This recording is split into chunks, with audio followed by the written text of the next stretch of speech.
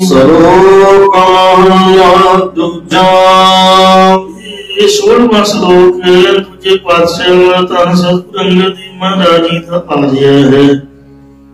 सिखा ने पूछा कि सतगुरु जी ये जो कथा ते कहानियां ने ये संसार पर किसने लियांदियां ने? ये सुन के सतगुरु जी उत्तर बख्शदे हन।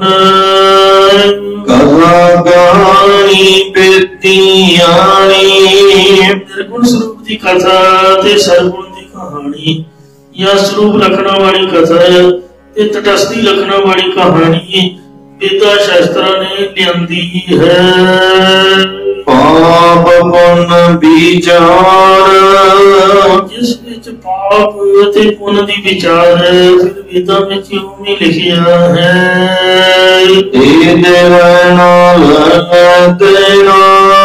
सकामी पुरख दान दे के लेना करते ने भाव याग आदि या फल या दान दे के 1000 गुना होर मंगते ने फिर दान ले देना पैंदा।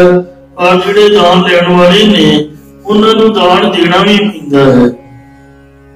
इसे करके कई पुरख पुण्य कर्मा करके स्वर्गां विच अते नरक सुरग अवतार पाप कर्मा करके नरकां दे विच अवतार उतरदे ने कई स्वर्गां च जांदे उतरदे ने।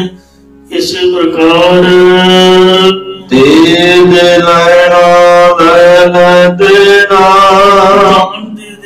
अगे जीव लेना करदा है ते इथों ले के अगे साफ देना करदा है।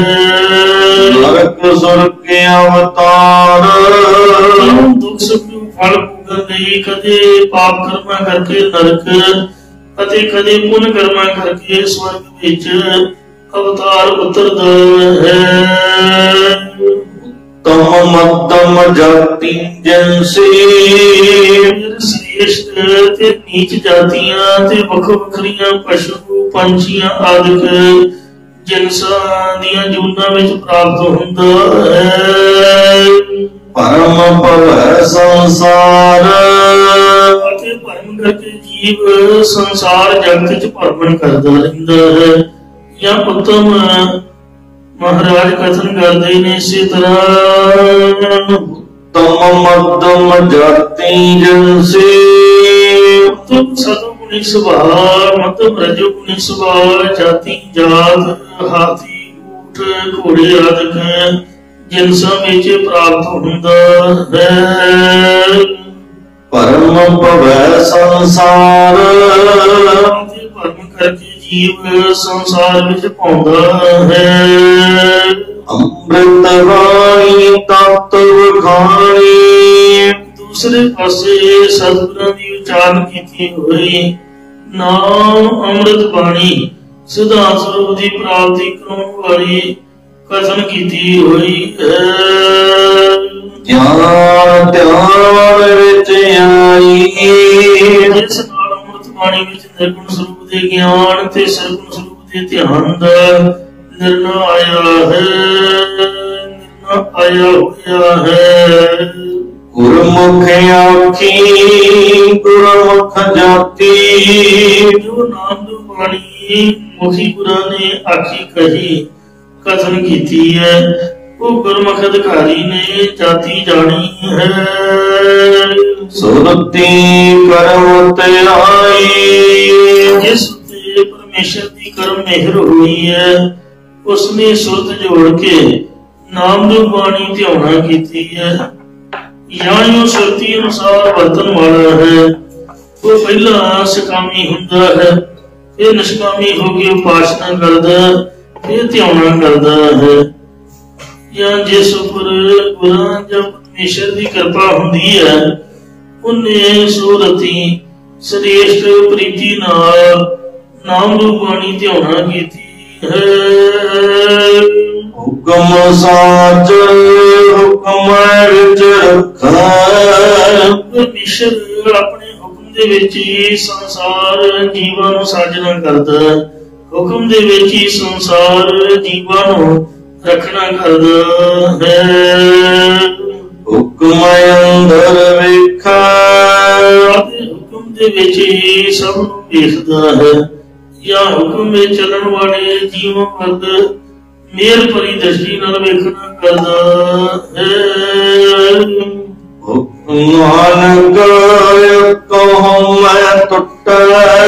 सतगुरु अंगद महाराज जी फरमाउंदे ने कि जेकर जीव दी मरण तो पहला अंगता टुट जावे आपो लिखिया लेखा वाहिगुरु दी प्रमाणगी दे लेखे विच लिखिया जा सकदा है। पाप अहंता दे दूर हो जाण नाल जीव दा मनुखा जन्म सफल हो जांदा है। आपो लिखिया लेखा लेखे विच लिखिया जा सकदा वाहिगुरु दी प्रमाणगी दे विच। पहले पातशाह सतगुरु नानक देव साहब जी फरमाउंदे हन, वेद पुकारे पुण्य पाप। जेड़ा वेद है वो पाप ते पुण्य दे बारे ही पुकार करदा है, पर पुन्नी पापी आखन आए गुरु ते सिख ना पुन्नियां च ना पापियां च ने। इसलिए साध की महिमा वेद न जाना है, जीता सुना है तीता बखियाना है। स्वर्ग नरक का बीओ आप वेद पुन्ना पापा का निर्णय करता कि पाप नहीं स्वर्ग ते नरक की प्राप्ति का बीज या कारण रूप है। पाप पुन्नी पुरख स्वर्ग का सुख भोगदा, पापी पुरख नरक का दुख भोगदा है। वेदा शास्त्रों च बस यही लिखिया हुआ है। एक नित्यानंद पंडित श्री हरगोबिंदपुर विखे छेवें पातशाह के चरणों च हाजिर होके बेनती करन लगा, जी गुजारा बड़ा औखा है ते कृपा करके मैनू इत्थे कथा कर लैन दिया करो। ते महाराज कहंदे भी किहदी कथा सुनाएगा? कहंदा जी गरुड़ पुराण दी। महाराज कहंदे चलो कोई नहीं, बाणी दा आपां पढ़दे ही हां, बाणी दा ज्ञान दा सिक्खा नूं है ही है ते होर ना मतां दे ग्रंथ पढ़न दा वैसे कोई गुनाह या हर्ज नहीं, इसलिए लोड़ तां नहीं सिक्खा नूं, पर तू सुना लिया कर, जानकारी वाधी है। वो गरुड़ पुराण दी कथा करदे आ। एक दिन उन्हें आखिया कि पुन्नी दे पापी जद बंदे मरदे ने ते दोवें एक साल दे विच परलोक दे विच पहुंचदे ने। पापियां नूं मारदियां कुटदियां लिजाया जांदा ते पुन्नियां नूं सुख पालकियां च बिठाया जांदा। रस्ता साल दा ही है। चार सिख भाई मैया जी, भाई निहाला जी आदि वो आपस में विचार कर लगे। एक कहंदा कि पंडित ने सही नहीं आखे, मेरे ते सतगुरु नानक देव महाराज की कृपा है, जिहड़ा साल का रस्ता है ते मैं तो सवेरे जाऊंगा ते शाम को वापस आ सकदा स्वर्गां दे विच हो के या धर्मराज की कचहरी विच हो के।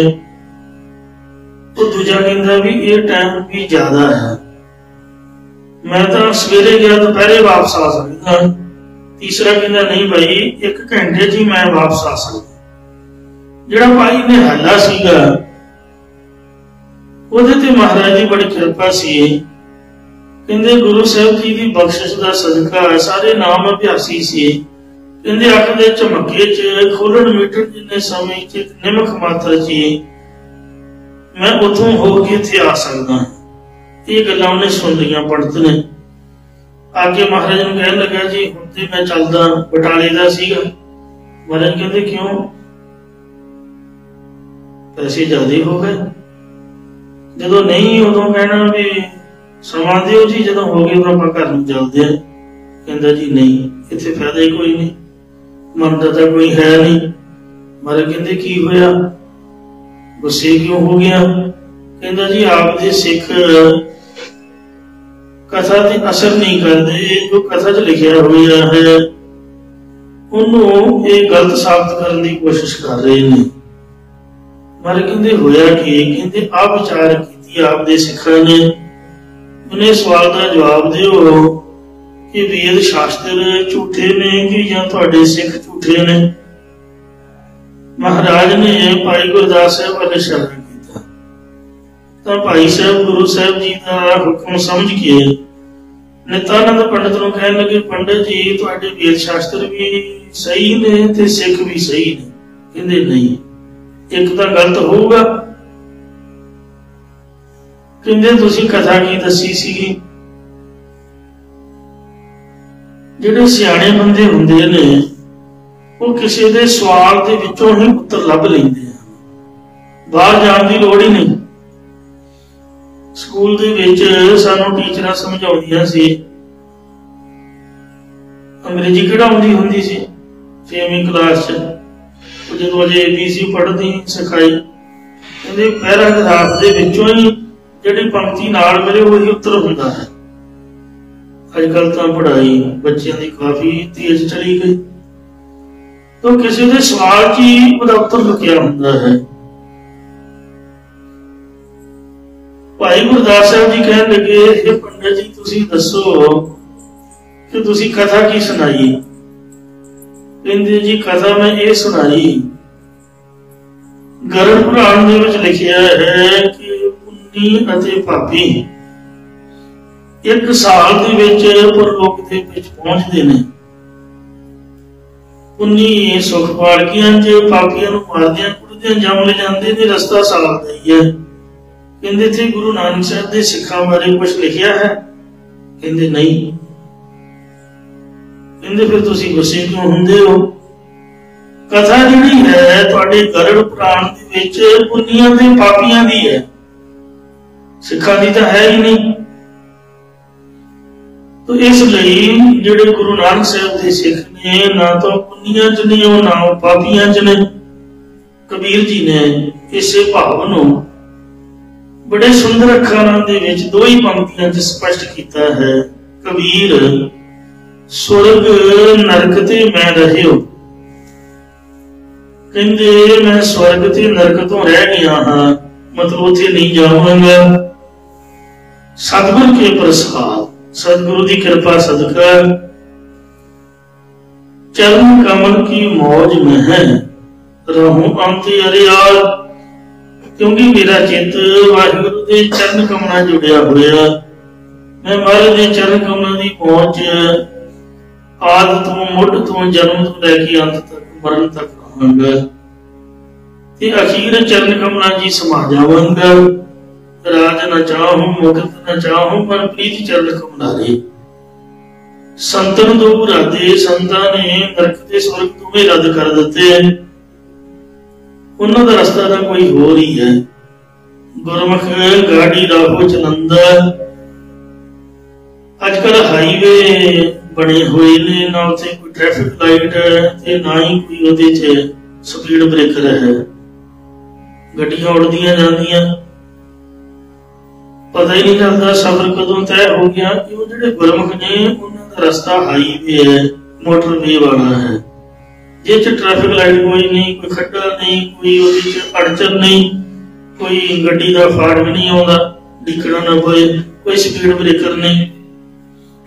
तो इस तरह गुरु नानक साहब महाराज ने वो रस्ता दिखाया है, पाओ भगती प्रेमा भगती वाला। रस्ते सारे परलोक नूं जांदे ने, पर पुन्नियां ते पापियां वाला रस्ता वो कठिन रस्ता है। गुरु के सिख दा पंछी वाला रस्ता, जितना पंछी मिनट च उड़ारी मार के दरख्त की टीसी ते बैठ जांदा। जे कीड़ी ने जाना होवे तां कीड़ी हौली हौली तुर तुर के पता नहीं कदों पहुंचेगी। इह जिहड़े वेद ने वो पुन्नां ते पापां बारे ही विचार करदे ने ते स्वर्ग ते नरक की प्राप्ति तो बीज दसदे ने कि पुन्नी पुरख स्वर्गां च जांदा, पापी पुरख नरकां दा दुख भोगदा है। पर जिहड़ी सतगुरु नानक देव महाराज की गुरबाणी है ये पुन्नां ते पापां तो उपर है। गुरु दे सिख गुरु घर लंगर तां लाउंदे ने, पर उहदे पिछे कामना नहीं हुंदी है कि सानूं स्वर्ग दा सुख मिले। कहंदे जिहड़ा कर्ण सी, कर्ण वो जद स्वर्गां दे विच गया ते कहंदा भी भुख लगी कुछ छकण नूं दिओ, तो कहण लगे सोने दे थम्मे अगे खड़े कर दिते कि आ ले ला भाई, तेनों चक मार, कहता भी सोने का ढिड थोड़ा भरूगा, खानों तो कोई रोटी पानी चाहिए। कहते कदी किसी नूं प्रशादा रोटी पानी छकाया, तू तो सोना ही दान करता रहा, जो दान करिए वही मिलता। कहता तो गलती हो गई, तो मैनू कुछ समा दिओ। कहते एक हफ्ते का 7 दिन का समा दिता गया। लोगों ने वो श्रद्धा के दिन मन्ने ने, उन्होंने दिनों चो दान पुण्य करते कादे लई कि स्वर्ग का सुख मिले। पर जो गुरु नानक साहब का सिख है, वो दान पुण्य के हिसाब नाल स्वर्ग के सुख की कामना के हिसाब नाल नहीं कुछ करता। एज ए फर्ज इंसानियत के नाते प्राणी तो आया लाहा लैन, जे रब ने तुहानू दिता है, तुहाडी लोड़ तो वध है, तां वंड खाओ ते खंड खाओ, अड खाए ते हड खाए, किरत करो नाम जपो ते वंड के छको दा निज़म। सतगुरु नानक देव महाराज ने सानू समझाया। पहली बार पिता वालों 20 रुपये की प्राप्ति हुई ते भाई बाला जी नूं कहण लगे भी सच्चा सौदा, इन्हां भुखे साधुआं नूं भोजन छकाउण तों बगैर मैं कुछ होर नहीं वेखदा। ਉਹਦੇ ਪਿੱਛੇ कोई स्वर्ग की कामना नहीं सी। वो फर्ज पहचानदिया होया भी साडे कोल पैसे महाराज ने दिते ने रब ने, ते क्यों ना चंगे पासे लग जाण। तो इस तरीके दे नाल जे महाराज ने कुछ दिता होया, तो जिन्ना भी लोड़ तो वध जमा करांगे उन्होंने सुसरी लगूगी, उन्होंने जंगाल लगूगा, वो चीज खराब होगी। जे वंड के खा लो तो देश च गरीबी मुक्की जाए। पिछे जे सरकार ने कानून बनाया सीगा कोई गोदाम नहीं होना चाहिए, कोई स्टोर नहीं होना चाहिए। तो जिहड़ी चीज गोदाम च स्टोर च चली गई वही चीज फिर महंगी होती है, ते महंगाई दे नाल गरीबी आउंदी है। तो जिन्ना साडे देश विच अन्न धन पैदा हुंदा, वो चीज़ां इत्थे वेखण च नहीं मिलदियां, बाहरले कंट्रीਆਂ च एक्सपोर्ट हुंदियां ने वध पैसे लई। और जमाखोरी करके उन्हां नूं बेमौसमी करके महंगे पा बेचिया जांदा, यही गरीबी का कारण है। तो जिन्ना पैसा है ते जिन्ना अन्न है, जे सारियां च इक्को जिहा वंडिया जाए तो गरीबी रहे ही ना। तो इंज जिहड़ा दान पुण्य है वो किसी कामना नूं लैके नहीं कीता जांदा, सेवा करते हुए नहीं कामी। जिहड़ी गुरबाणी पढ़नी है, ये गुरबाणी स्वर्गां ते नरकां तो उपर। महाराज ने आख्या सचखंड वसे निरंकार कर कर विखे नदर निहाल। जिहड़ा योगा अभ्यासी है सो तो शिव लोक या ब्रह्म लोक का अधिकारी बनता। जिहड़ा पुन्ना वाला है सो स्वर्ग लोक का अधिकारी बनता। तीर तीर दे फासले ते किंदे समेत जा कीता जाए ते इंद्र दी पदवी प्राप्त होंदी 101 जा करन तो बाद। पर जो बाणी पढ़दे ने, जिथों बाणी आई है, तुर की बाणी आई तिन सगली चिंत मिटाई, गुरुआं दे चरनां दे विच गुरबाणी लै जांदी है। शब्द जिहड़ा है वो उन्हां दे पंछी दी तरह, सो जिस तरह तीर नूं दे खंभ लगे ते ओहदे देश च पहुंच गए। कलगीधर ने उदाहरण दित्ती सी, क्यों जिहड़ा शब्द है महाराज दा नाम है, ये सुरती नूं उड़ा के तीर दी तरह, जिस तरह गेंद वगा मारी थी निशाने ते, इस तरह शब्द दे बल दे नाल जिहड़ी सुरती है वो वाहिगुरू जी दे चरनां दे विच सचखंड पहुंच जाती है। इउं जिहड़े वेद ने वो तां केवल पापां ते पुन्नां बारे ही कहिंदे ने, स्वर्ग ते नरक दा ही ज्ञान दिंदे ने। सचखंड दा दरवाजा जिहड़ा है वो गुरु नानक साहब ने दर्शन कराए ने, और ओहदे च एंट्री महाराज ने करवाई है।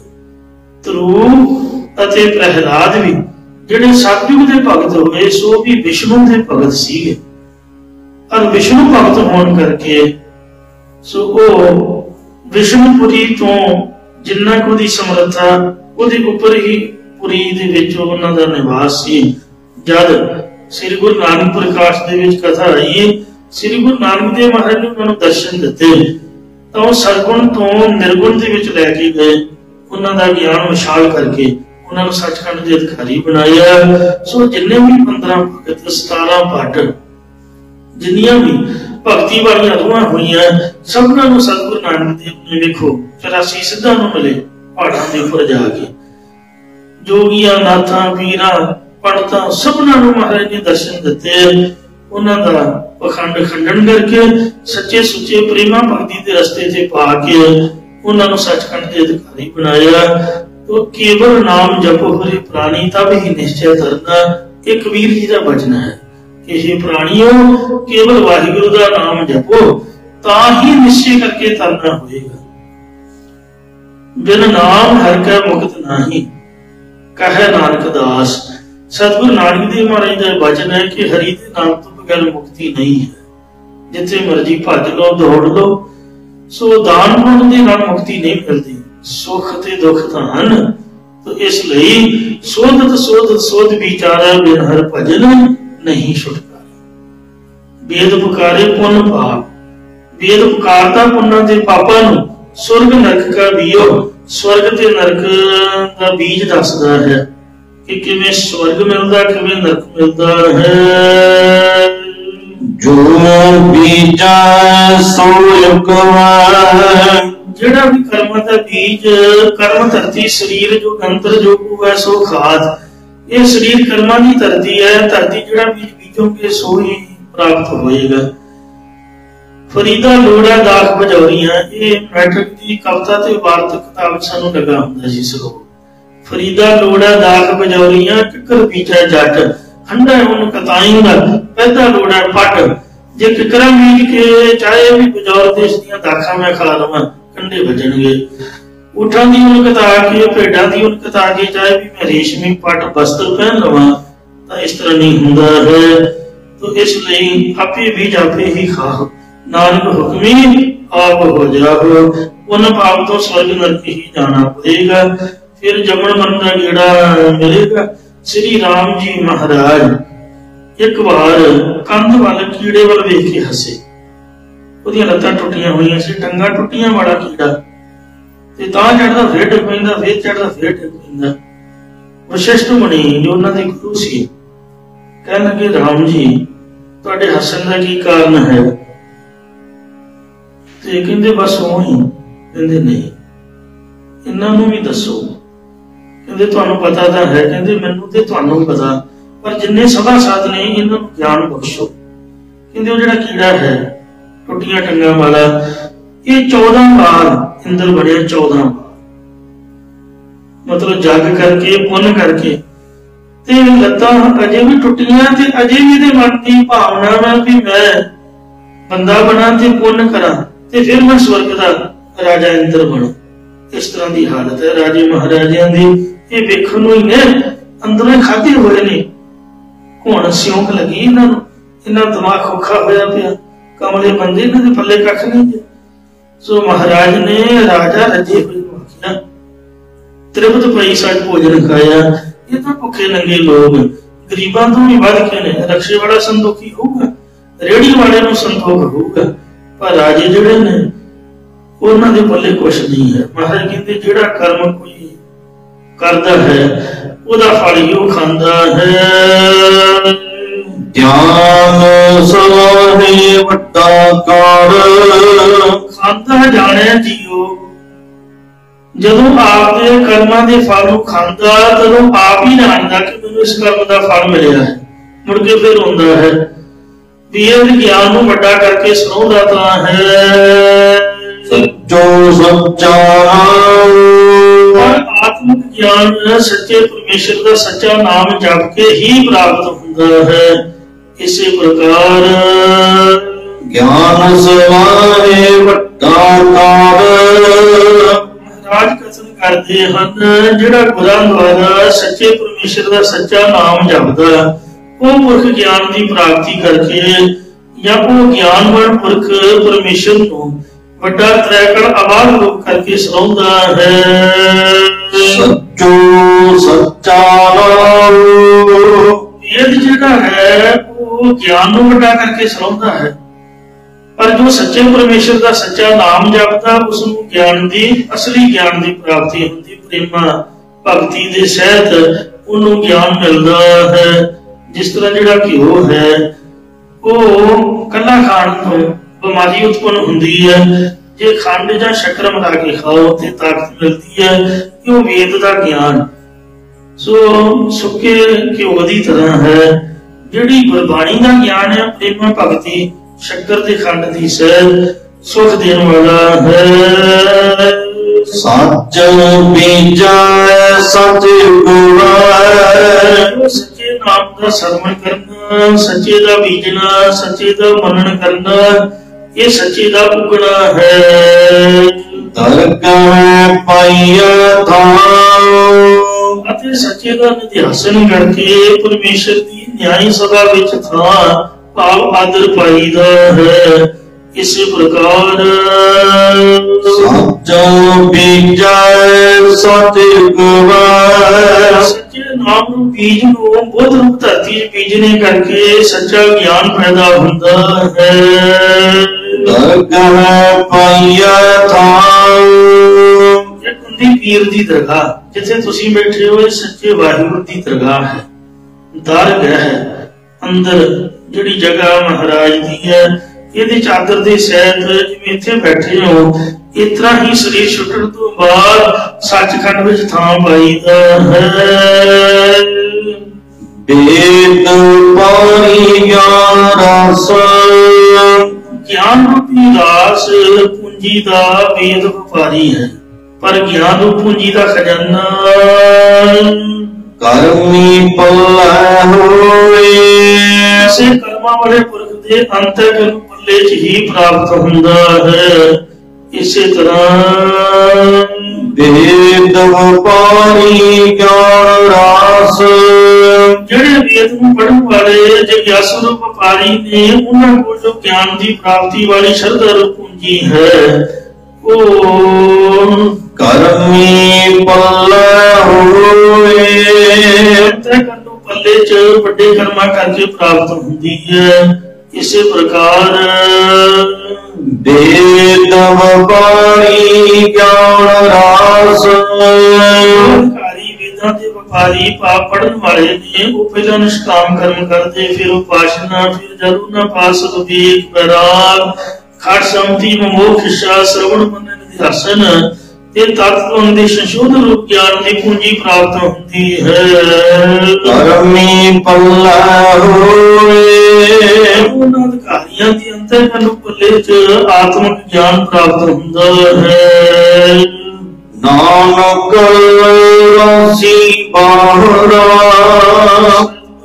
ਨਾਨਕ ਦੇ ਮਹਾਰਾਜ ਜੀ ਫਰਮਾਉਂਦੇ ਕਿ ਜੋ ਪੁਰਖ ਸ਼ਰਧਾ ਰੂਪੀ ਪੂੰਜੀ ਤੋਂ ਬਗੈਰ ਹਨ, ਲੱਤ ਨਾ ਚੱਲਿਆ ਕੋਏ, ਜੋ ਕੋਈ ਆਪਣੇ ਅੰਤਰ ਨੂੰ ਗੱਡੇ ਉੱਤੇ ਗਿਆਨ ਨੂੰ ਰਾਸ ਨੂੰ ਲੱਦ ਕੇ ਨਹੀਂ ਚੱਲਿਆ, ਆ ਸ਼ਰਧਾ ਤੋਂ ਹੀਣਿਆਂ ਨੂੰ ਕੁਝ ਵੀ ਪ੍ਰਾਪਤ ਨਹੀਂ ਹੁੰਦਾ ਹੈ।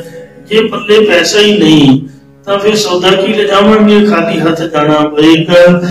ਕਿਉਂ ਸ਼ਰਧਾ ਰੂਪੀ ਪੂੰਜੀ ਵਾਲੇ ਹੀ ਗੁਰੂ ਘਰ ਵਿੱਚੋਂ ਨਾਮ ਦਾ ਸੌਦਾ ਵਣਜ ਕੇ ਖਰੀਦ ਕੇ ਲਿਜਾਂਦੇ ਨੇ। ਪਾਵੀ ਚੌਥੇ ਪਾਤਸ਼ਾਹ ਧੰਨ ਸਤਿਗੁਰੂ ਸ੍ਰੀ ਗੁਰੂ ਰਾਮਦਾਸ ਸਾਹਿਬ ਜੀ ਮਹਾਰਾਜ ਸਾਰੰਗ ਕੀ ਵਾਰ ਦੀ ਇਹ ਪਵਿੱਤਰ ਪਾਵਨ 16ਵੀਂ ਪੌੜੀ ਉਚਾਰਨ ਕਰ ਰਹੇ ਹਨ।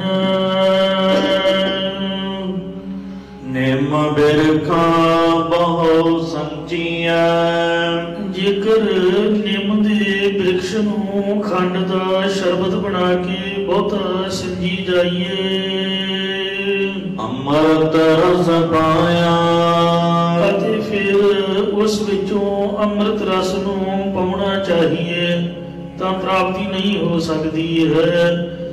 ਇਸੇ ਪ੍ਰਕਾਰ ਨਿਮ ਬਿਰਖਾ ਬਹੁ ਸੰਚੀਆਂ, ਜੇਕਰ ਨਿੰਮ ਦੇ ਬਿਰਖ ਨੂੰ ਅੰਮ੍ਰਿਤ ਰਸ ਪਾ ਕੇ ਬਹੁਤਾ ਸਿੰਜਣਾ ਕੜੀ ਕਰੀਏ, ਅੰਮ੍ਰਿਤ ਰਸ ਪਾਇਆ, ਤਾਂ ਅੰਮ੍ਰਿਤ ਰਸ ਪਾਇਆ ਹੋਇਆ ਫਜ਼ੂਲ ਜਾਂਦਾ ਹੈ। ਇਹਦੇ ਨਾਲੋਂ ਤਾਂ ਬੰਦਾ ਆਪ ਛਕ ਲਵੇ ਤਾਂ ਚੰਗਾ ਹੈ। ਉਹਦੀਆਂ ਜੜ੍ਹਾਂ ਚ ਪਾਉਣ ਦਾ ਕੀ ਫਾਇਦਾ ਹੋਇਆ। ਮਾਫ ਕਰਨਾ, ਕਈ ਵਾਰ ਸਾਡੀ ਜਿਹੜੀ ਸ਼ਰਧਾ ਹੈ ਉਹ ਹੱਦ ਮੰਨੇ ਟੱਪ ਜਾਂਦੀ ਹੈ। ਮੈਂ ਗੁਰੂ ਜੀ ਦੀ ਕਿਰਪਾ ਨਾਲ ਅੰਮ੍ਰਿਤ ਸੰਚਾਰ ਦੀ ਸੇਵਾ ਵਿੱਚ ਸ਼ਮੂਲੀਅਤ ਕਰਦਾ ਰਿਹਾ ਹਾਂ। ਕਈ ਸੰਗਤਾਂ प्यार सत्कार नाल पंजां प्यारे नूं बेनती करदियां सन कि असीं बोतल लैके आए हां, शीशी विच सानूं अमृत पा दिओ। पुछीदा सी की करना, कहंदे बच्चियां नूं या किसी होर नूं बुलावांगे। बेनती करीदी सी भी गुरु जी की मर्यादा नहीं है, जिन्हें अमृत पान करना होवे वो फुल टाइम जिहड़ा अमृत संचार वाला समागम है उहदे च शामिल होवे। कई बार आ जिहड़ा कुंभ दा जल है ये भी अमृत है। खंडे बाटे दी अमृत तां केवल 5 बाणियां ही पढ़ियां जांदियां ने ते वेखो जमन मरण दा गेड़ा कट दिंदा है। ते जे ते पूरे दा पूरा गुरु ग्रंथ साहिब भी पढ़िया होया है, अखंड पाठ होया है, उहदे विच की घाट रह गई? कुंभ दा जल भी अमृत है। जिहड़ा सरोवर है गुरुद्वारा साहिब जी दा, इत्थे ते पता नहीं किन्ने ही अखंड पाठ हो गए। गन्ना कथा कीर्तन गुरमत समागम सारी साउंड वो जल जी जाती है। वो असी कुंभ दा जल या अमृत सरोवर दा जल या दुख भंजनी बेरी अमृतसर साहिब तो आपदे घर लिया के उन्होंने घर दे विच छिड़कदे हैं। क्यों कि घर पवित्र हो जाए। मेरे ख्याल मुताबिक जे छिड़कन की बजाय आपां छागी लईए, क्योंकि जिहड़ा अमृत है सच्चा सुच्चा है उन्होंने थले पुंजे जुतियां वाली जगह से सुट दिता, कोई सत्कार तो नहीं। कई बार असीं भी कई बार कर लेंदे हां, बाथरूम दे विच आपां इशनान करने वाले पानी दे विच उन्होंने मिक्स कर लेंदे हां, जल दे विच मिला के इशनान करना चाहुंदे हां। मेरे ख्याल मुताबिक वो भी चंगा नहीं, क्योंकि वह नाली च चला गया, नाली गंदी होती है। फिर हुण की करिए? तो जिथों तक मेरी समझ है जी असी महाराज का सत्कार करते हैं, गुरु साहिब की अमृत का भी सत्कार करिए। जे स्नान करना है तो आपदा नहा धो के पिंडा पूंज लो, या जेड़े कई बार तौलिया नहीं भी वरतते आपदा स्नान कर लो, सच्चे सुच्चे कपड़े पा लो, जो भी धोते हुए वस्त्र उहदे उपर दी जिहड़ा अमृत जल है उन्होंने छिड़क लो, ताकि वह हेठा वेस्ट ना जाए, शरीर के उपर ही लग्या रहे। ते घर में छिड़कन की बजाय आपदे सिर च पाओ, आपदे मूँह दे विच पाओ, बच्चियां नूं बुलाओ। छिड़कन का तो कोई इन्ना लाभ नहीं है। तो इस वास्ते अमृत रस निम दियां जड़ां च पाउण दा कोई फायदा नहीं। कई बार गुरसिख भी नींह पत्थर रखवाउंदे ने ते ओह गणेश की पूजा करके गणेश की मूर्ति सोने की बना के और बड़ा कुछ धागा धुगा मोड़ी माड़ी लपेट के नारियल आदि भन भुन के बड़ा कुछ वो नींह दे विच पाउंदे ने। गुरसिख भी अरदास भी करा लेंदे ने, कड़ा प्रसाद नूं भोग भी लवा दिंदे, फिर कहंदे जी प्रसाद उहदे च पाओ। कड़ा प्रसाद का जो वरतारा है, प्रसाद का शक्ल ही महाराज ने बनाया, वो मिट्टी च इट्टां च पाउण दा की फायदा होया? मेरे ख्याल मुताबिक तो गल गलत है।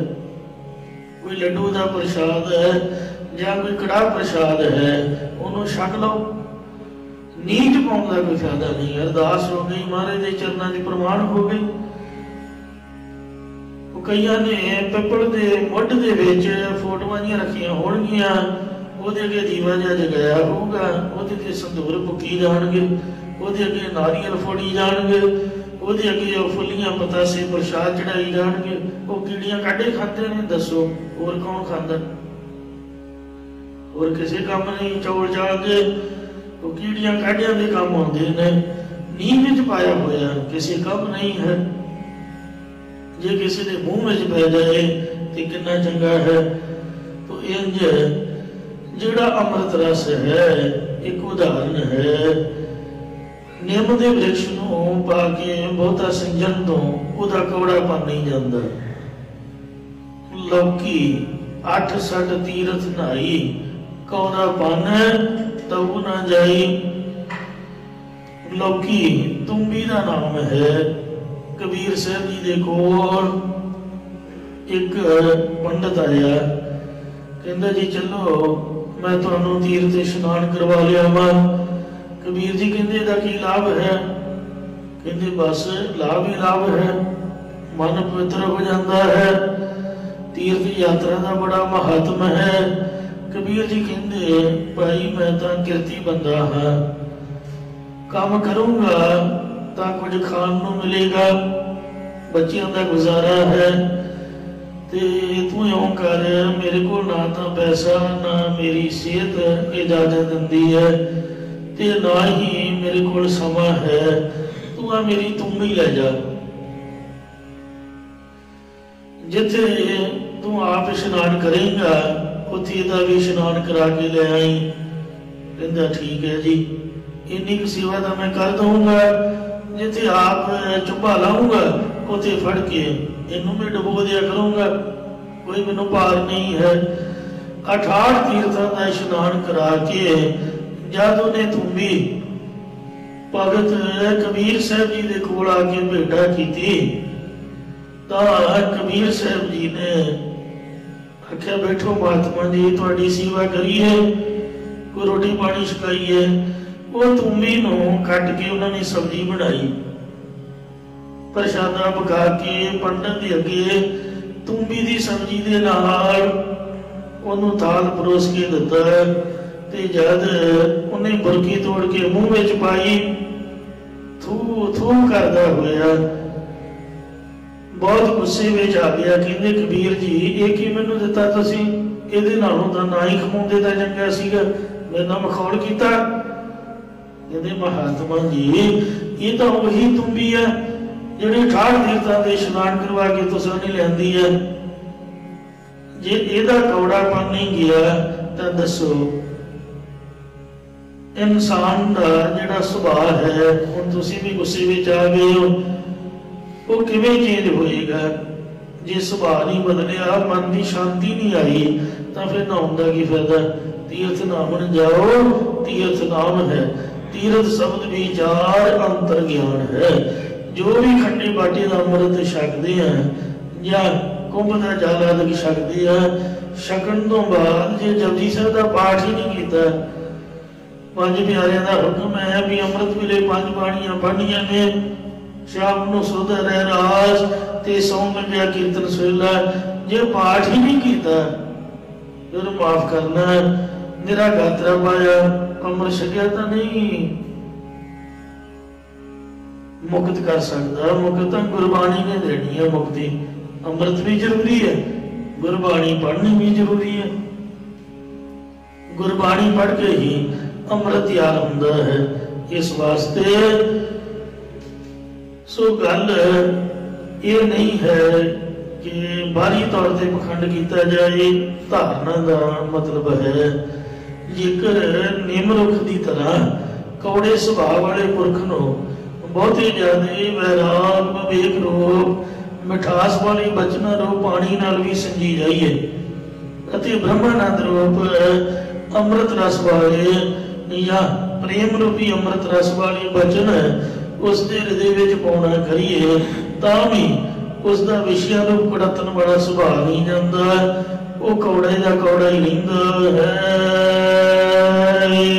ਬਿਸਿਆਰੇ ਮੰਤਰ ਵਸਾਹੀਆਂ, ਜੇਕਰ ਸੱਪ ਤੇ ਮੰਤਰ ਪੜ੍ਹ ਕੇ ਉਹਦੇ ਤੇ ਭਰੋਸਾ ਇਤਬਾਰ ਕਰ ਲਈਏ, ਬਹੁ ਦੁੱਧ ਪੀਆ ਅਤੇ ਬਹੁਤਾ ਦੁੱਧ ਵੀ ਪਿਲਾਉਣਾ ਕਰੀਏ, ਫਿਰ ਵੀ ਉਹ ਜ਼ਹਿਰ ਨੂੰ ਤਿਆਗਦਾ ਨਹੀਂ ਹੈ, ਸਗੋਂ ਦੁੱਧ ਪੀਣ ਕਰਕੇ ਉਸ ਦੀ ਜ਼ਹਿਰ ਹੋਰ ਵੱਧ ਜਾਂਦੀ ਹੈ।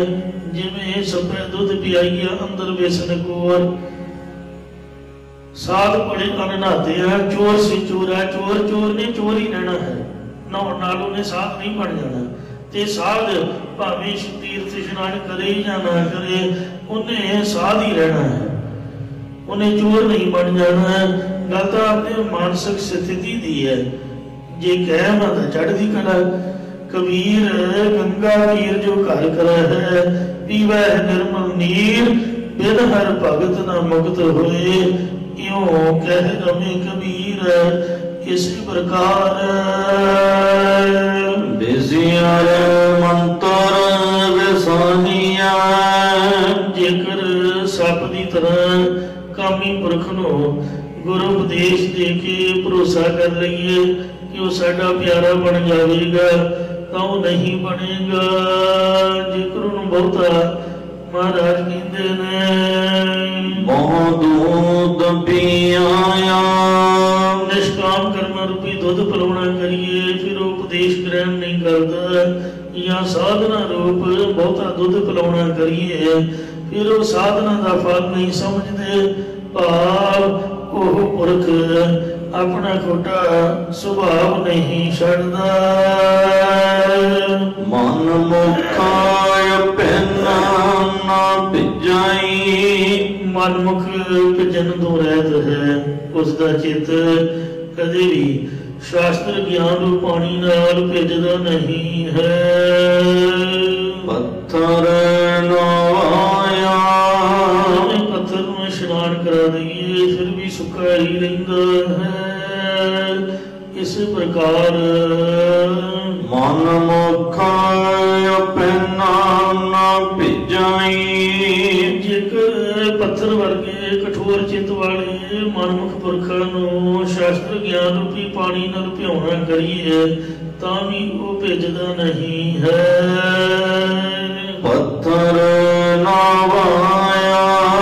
पत्थर ते भावें 100 साल पानी पाई जाओ, मुड़ के थोड़ा मारो ਉਹਦੇ ਵਿੱਚੋਂ ਅੱਗ ਹੀ ਨਿਕਲਦੀ ਹੈ। ਇਹ ਉਹ ਮਨਮੁਖ ਦਾ ਜਿਹੜਾ ਚਿੱਤ ਹੈ ਉਹ ਅੱਗ ਬਬੂਲਾ ਹੀ ਰਹਿੰਦਾ ਹੈ। ਬਿਖਮ ਹੈ ਅੰਮ੍ਰਿਤ ਸਿੰਚੀਆ। ਜੇਕਰ ਜ਼ਹਿਰ ਵਾਲੇ ਧੂਏ ਵਿੱਚ ਦੇਵਤਿਆਂ ਕੋਲੋਂ ਅੰਮ੍ਰਿਤ ਲਿਆ ਕੇ ਸਿੰਜ ਦੇਣਾ ਕਰੀਏ, ਬਿਖ ਕਾ ਫਲ ਪਾਇਆ। ਉਸ ਤੋਂ ਜ਼ਹਿਰ ਦਾ ਫਲ ਹੀ ਪ੍ਰਾਪਤ ਹੁੰਦਾ ਹੈ, ਅੰਮ੍ਰਿਤ ਫਲ ਨਹੀਂ ਲੱਗਦਾ ਹੈ। ਇਸ ਪ੍ਰਕਾਰ ਬਿਖਮ ਹੈ ਅੰਮ੍ਰਿਤ ਸਿੰਚੀਆ। ਭਾਵੇਂ ਵਿਸ਼ੇ ਰੂਪ ਜ਼ਹਿਰ ਵਾਲੇ ਮਨਮੁਖ ਦੇ ਹਿਰਦੇ ਵਿੱਚ ਅੰਮ੍ਰਿਤ ਗਿਆਨ ਦੇ ਬਚਨ ਸਿੰਜ ਦੇਣਾ ਕਰੀਏ, ਬਿਖ ਕਾ ਫਲ ਪਾਇਆ।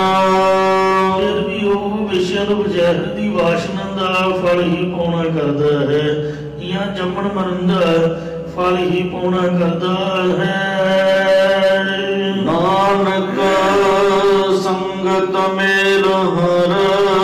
ਸਤਿਗੁਰੂ ਚੌਥੇ ਪਾਤਸ਼ਾਹ ਸ੍ਰੀ ਗੁਰੂ ਰਾਮਦਾਸ ਮਹਾਰਾਜ ਫਰਮਾਉਂਦੇ ਨੇ ਕਿ ਜਿਸ ਨੂੰ ਹਰੀ ਪਰਮੇਸ਼ਰ ਗੁਰਾਂ ਦੀ ਸੰਗਤ ਨਾਲ ਮਿਲਣਾ ਕਰਦਾ ਹੈ, ਸਭ ਬਿਖ ਲਹ ਜਾਇਆ। ਉਸ ਦੀ ਸਾਰੀ ਵਿਸ਼ਿਆਂ ਨੂੰ ਜ਼ਹਿਰ ਲੈ ਜਾਂਦੀ, ਉਤਰ ਜਾਂਦੀ ਹੈ। ਸਰੂਕ ਮਹੱਲਾ ਪਹਿਲਾ।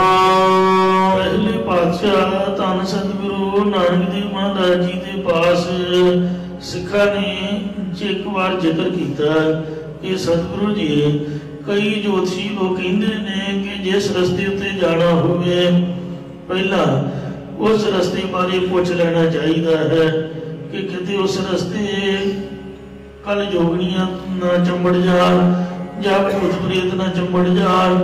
ਇਹ ਸੁਣ ਕੇ ਸਤਿਗੁਰੂ ਸਾਹਿਬ ਜੀ ਨੇ ਸਿੱਖਾਂ ਨੂੰ ਉਪਦੇਸ਼ ਦਿੰਦਿਆਂ ਬ੍ਰਾਹਮਣਵਾਦ ਦਾ ਭਰਮ ਦੂਰ ਕਰਦੇ ਹੋਏ ਸ਼ਲੋਕ ਉਚਾਰਨ ਕਰਕੇ ਵੈਰਾਗਮਈ ਸ਼ਬਦ ਇਹ ਸਿਧਾਂਤ ਦਾ ਉਪਦੇਸ਼ ਰੂਪ ਕਥਨ ਕੀਤਾ ਹੈ। ਮਰਨ ਮੂਰਤ ਪੁੱਛਿਆ। ਮੇਰੇ ਭਾਈ, ਮਰਨ ਵੇਲੇ ਕਿਸੇ ਨੇ ਵੀ ਮਹੂਰਤ ਨਹੀਂ ਪੁੱਛਿਆ ਕਿ ਅੱਜ ਚੰਗਾ ਲੱਗਣਾ ਹੈ ਜਾਂ ਮਾੜਾ ਲੱਗਣਾ ਹੈ। ਪੁੱਛੀ ਥਿਤ ਨਾ ਵਾਰ। ਨਾ ਹੀ ਕਿਸੇ ਨੇ ਦਿਨ ਪੁੱਛਿਆ ਅਤੇ ਨਾ ਹੀ ਕਿਸੇ ਨੇ ਏਕਮ ਦੂਜ ਆਦਿਕ ਥਿਤ ਪੁੱਛਣਾ ਕੀਤੀ ਹੈ।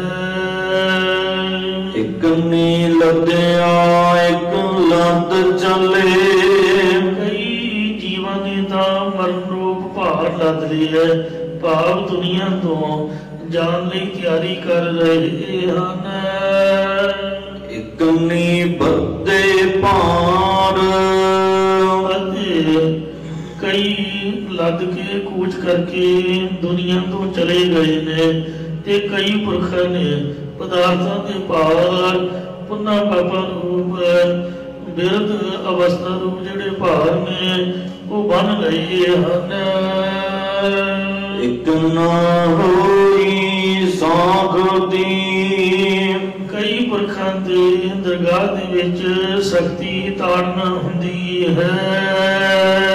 ਇੱਕ ਨਾ ਹੋਈ ਸਾਰ, ਤੇ ਕਈ ਪੁਰਖਾਂ ਦੀ ਸੰਭਾਲ ਹੁੰਦੀ ਹੈ।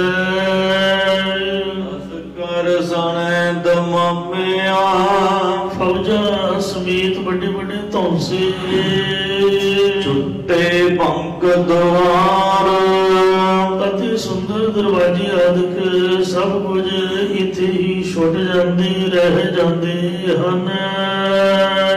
ਨਾਨਕ ਤੇਰੀ ਸ਼ਾਰ ਕੀ, ਸਤਿਗੁਰੂ ਨਾਨਕ ਦੇਵ ਮਹਾਰਾਜ ਸਾਹਿਬ ਜੀ ਕਥਨ ਕਰਦੇ ਨੇ ਕਿ ਜੋ ਪੰਜਾਂ ਤੱਤਾਂ ਰੂਪੀ ਸਵਾਦੀ ਦੇ ਰੂਪ ਢੇਰੀ ਹੈ, ਵੀ ਫਿਰ ਹੋਈ ਸ਼ਾਰ, ਉਹਨਾਂ ਇਹ ਮੁੜ ਕੇ ਫਿਰ ਸਵਾ ਮਿੱਟੀ ਹੀ ਹੋ ਜਾਣੀ ਹੈ।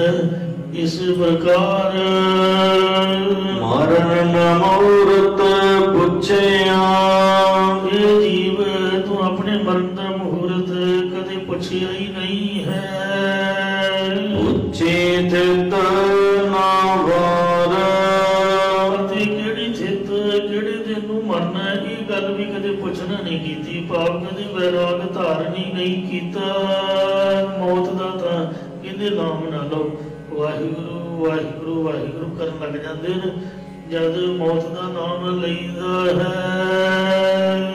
ਕੰਨੀ ਲੱਦਿਆ ਇੱਕ ਲੱਦ ਚਲੇ, ਇੱਕ ਨਾ ਜੀਵਾਂ ਨੇ ਪਾਪਾਂ ਦੇ ਭਾਰ ਨੂੰ ਸਰੀਰ ਉੱਪਰ ਲੱਦ ਲਿਆ, ਭਾਵ ਸੰਸਾਰ ਤੋਂ ਜਾਣ ਦੀ ਤਿਆਰੀ ਕਰ ਲਈ ਹੈ।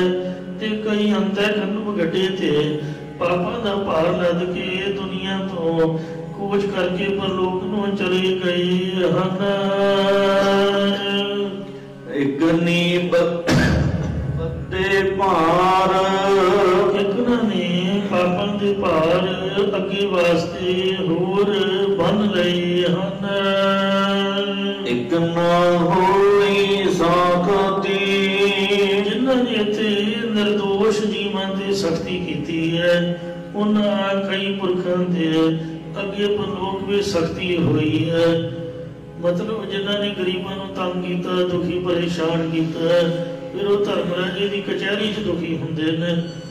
ਜਾਂ ਜਿਨ੍ਹਾਂ ਨੇ ਸਾਧਨਾ ਦੀ ਸਾਖ ਦੀ ਤਿਆਰੀ ਕੀਤੀ ਹੈ, ਉਹਨਾਂ ਕਈ ਪੁਰਖਾਂ ਦੀ ਉਪਾਸਨਾ ਕਰਨ ਦੀ ਤਿਆਰੀ ਹੋਈ ਹੈ।